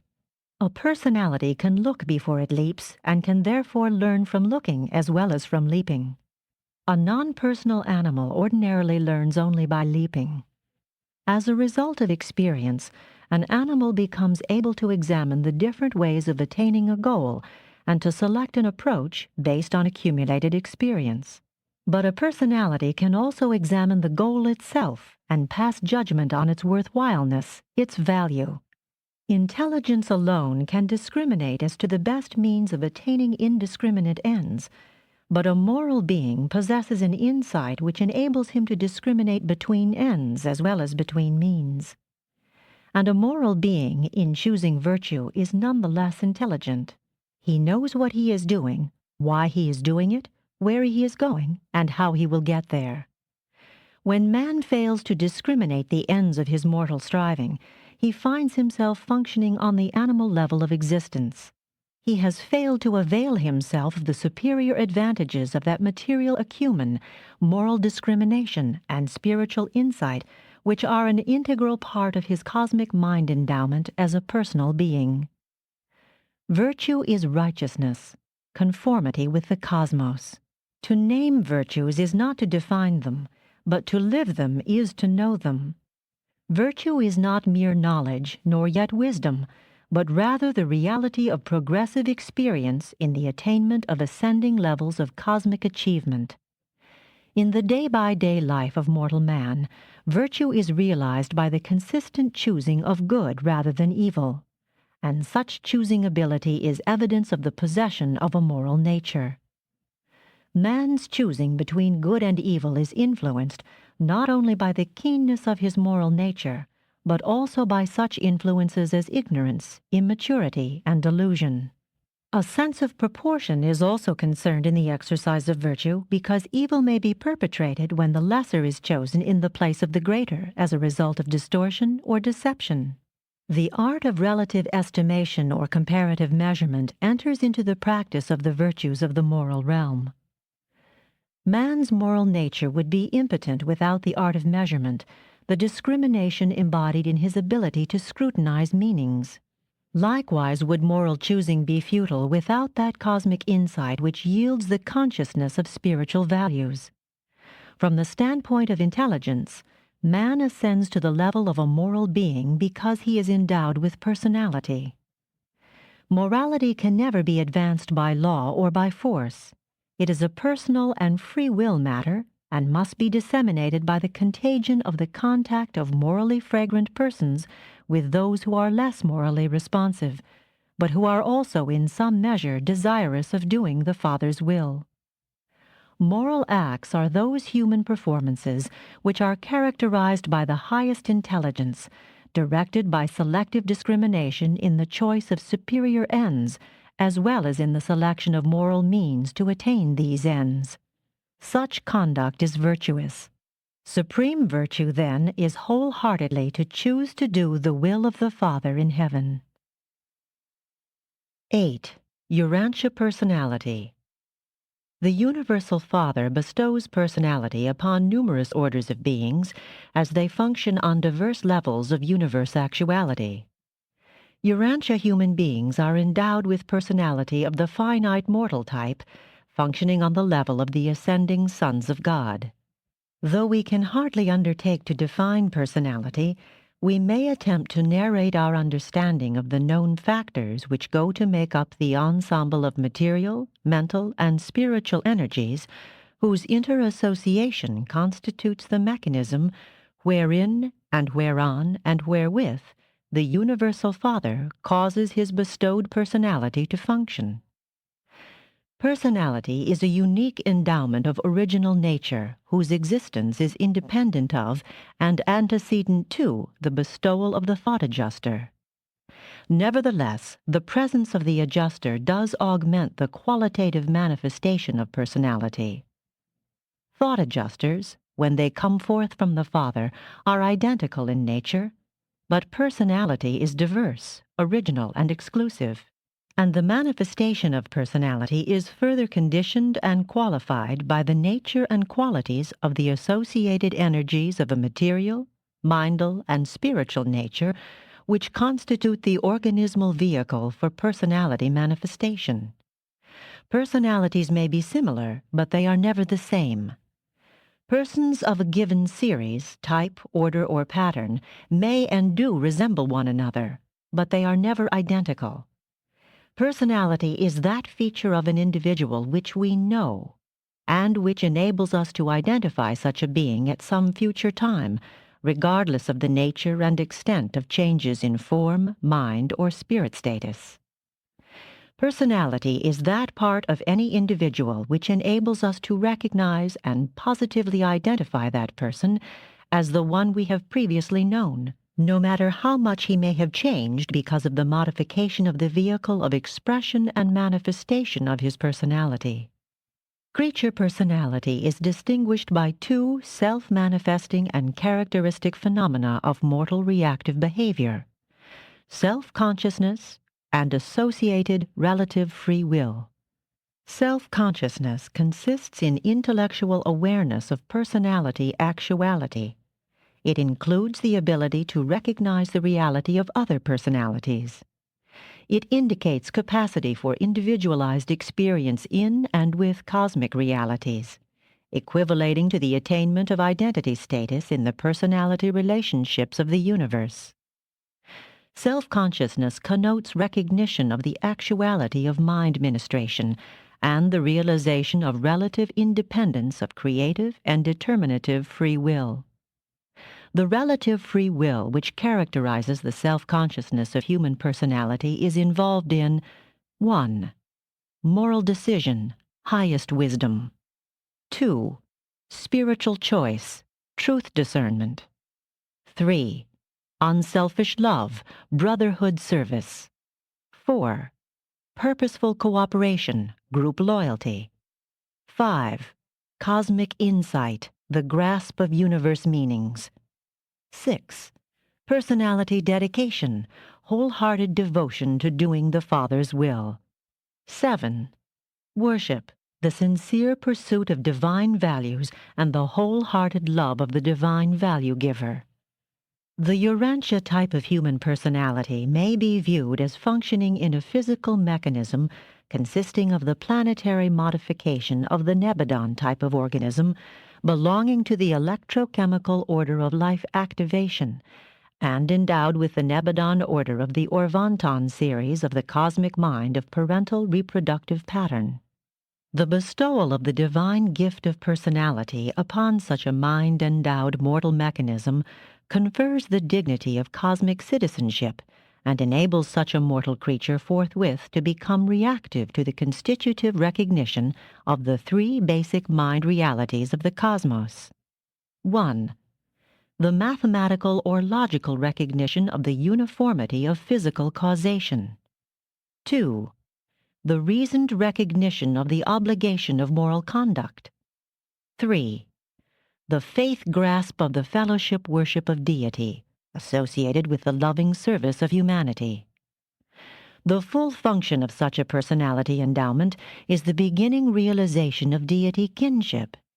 Such a selfhood, indwelt by a pre-personal fragment of God the Father, is in truth and in fact a spiritual son of God. Such a creature not only discloses capacity for the reception of the gift of the divine presence, but also exhibits reactive response to the personality gravity circuit of the Paradise Father of all personalities. 9. Reality of human consciousness. The cosmic mind-endowed, adjuster-indwelt, personal creature possesses innate recognition realization of energy reality, mind reality, and spirit reality. The will creature is thus equipped to discern the fact, the law, and the love of God.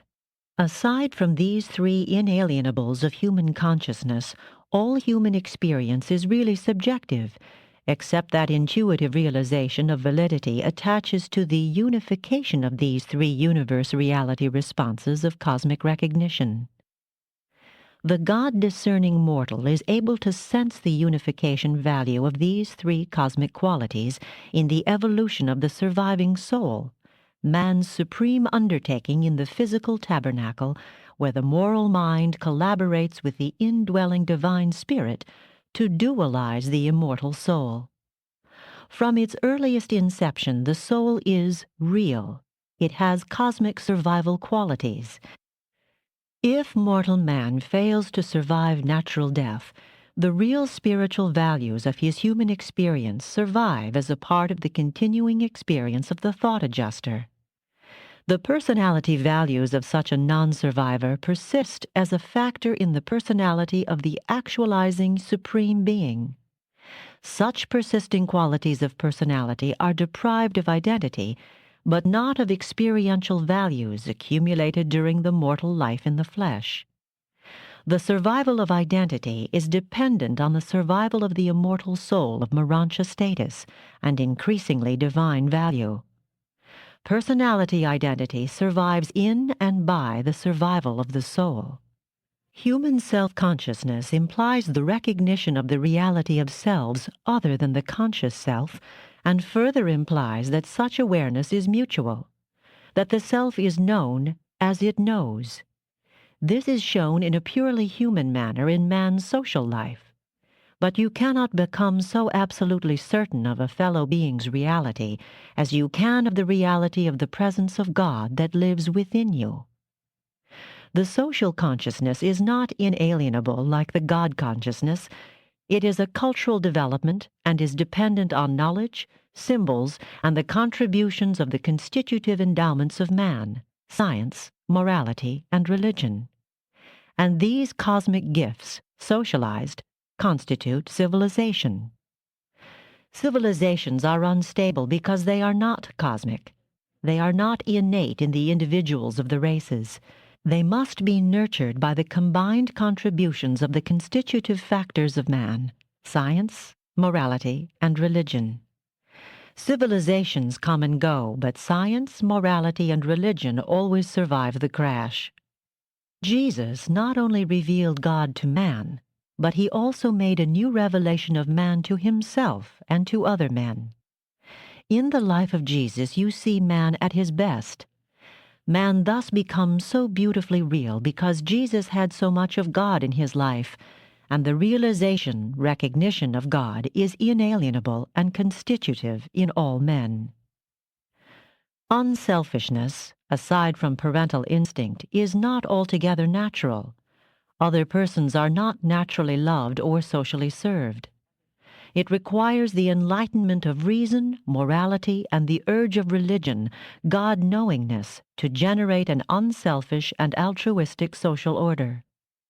Man's own personality awareness, self-consciousness, is also directly dependent on this very fact of innate other awareness. This innate ability to recognize and grasp the reality of other personality, ranging from the human to the divine. Unselfish social consciousness must be, at bottom, a religious consciousness. That is, if it is objective. Otherwise, it is a purely subjective philosophic abstraction, and therefore devoid of love. Only a God-knowing individual can love another person as he loves himself. Self-consciousness is in essence a communal consciousness, God and man, Father and Son, Creator and creature. In human self-consciousness, 4 universe reality realizations are latent and inherent. 1. The quest for knowledge, the logic of science. 2. The quest for moral values, the sense of duty. 3. The quest for spiritual values, the religious experience. 4. The quest for personality values, the ability to recognize the reality of God as a personality and the concurrent realization of our fraternal relationship with fellow personalities. You become conscious of man as your creature brother because you are already conscious of God as your Creator Father.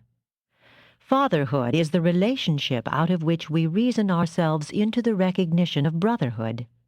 And fatherhood becomes, or may become, a universe reality to all moral creatures because the Father has himself bestowed personality upon all such beings and has encircuited them within the grasp of the universal personality circuit. We worship God first because he is, then because he is in us, and last, because we are in him. Is it strange that the cosmic mind should be self-consciously aware of its own source, the infinite mind of the infinite spirit, and at the same time conscious of the physical reality of the far-flung universes, the spiritual reality of the eternal Son, and the personality reality of the universal Father? Sponsored by a universal censor from Uversa. Paper 17. The Seven Supreme Spirit Groups. The seven Supreme Spirit Groups are the universal coordinating directors of the seven-segmented administration of the grand universe. Although all are classed among the functional family of the infinite spirit, the following three groups are usually classified as children of the Paradise Trinity. 1. The seven Master Spirits. 2. The seven Supreme Executives. 3. The Reflective Spirits. The remaining four groups are brought into being by the creative acts of the infinite spirit or by his associates of creative status. 4. The Reflective Image Aids. 5. The seven spirits of the circuits. 6. The local universe creative spirits. 7. The adjutant mind spirits. These seven orders are known on Uversa as the seven supreme spirit groups. Their functional domain extends from the personal presence of the seven master spirits on the periphery of the eternal isle, through the seven paradise satellites of the spirit, the Havona circuits, the governments of the super-universes, and the administration and supervision of the local universes, even to the lowly service of the adjutants bestowed upon the realms of evolutionary mind on the worlds of time and space. The seven master spirits are the coordinating directors of this far-flung administrative realm. In some matters pertaining to the administrative regulation of organized physical power, mind energy, and impersonal spirit ministry, they act personally and directly, and in others they function through their multifarious associates. In all matters of an executive nature, rulings, regulations, adjustments, and administrative decisions, the master spirits act in the persons of the seven supreme executives. In the central universe, the master spirits may function through the seven spirits of the Havona circuits. On the headquarters of the seven super-universes, they reveal themselves through the channel of the reflective spirits and act through the persons of the Ancients of Days, with whom they are in personal communication through the reflective image aids. The seven master spirits do not directly and personally contact universe administration below the courts of the Ancients of Days. Your local universe is administered as a part of our super-universe by the Master Spirit of Avantan, but his function in relation to the native beings of Nebadon is immediately discharged and personally directed by the creative Mother Spirit resident on Salvington, the headquarters of your local universe. 1. The seven Supreme Executives. The executive headquarters of the Master Spirits occupy the seven paradise satellites of the Infinite Spirit, which swing around the central aisle between the shining spheres of the Eternal Sun and the innermost Havona circuit.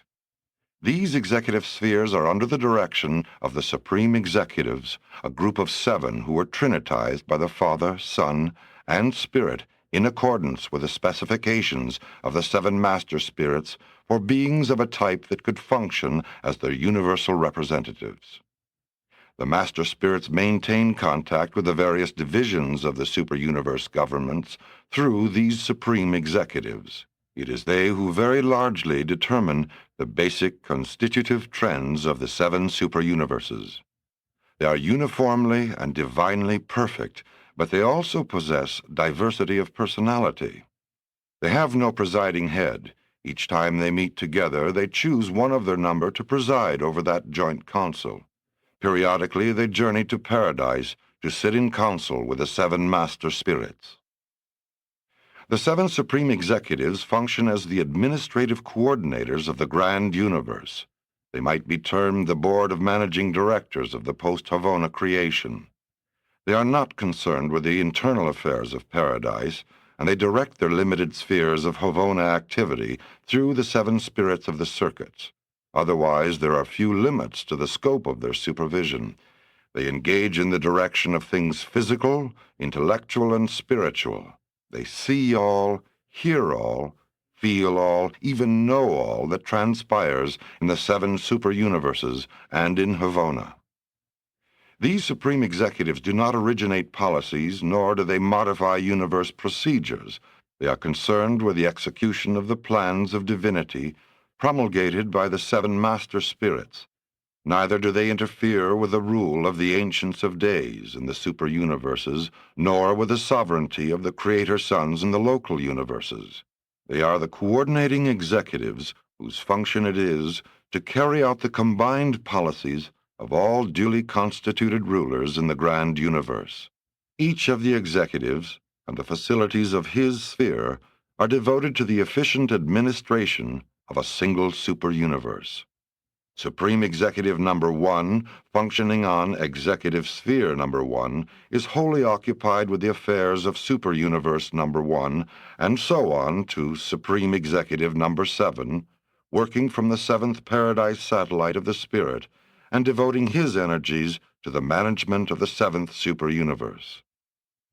The name of this seventh sphere is Orvantan, for the Paradise satellites of the Spirit have the same names as the related super-universes. In fact, the super-universes were named after them. On the executive sphere of the seventh super-universe, the staff engaged in keeping straight the affairs of Orvantan runs into numbers beyond human comprehension and embraces practically every order of celestial intelligence.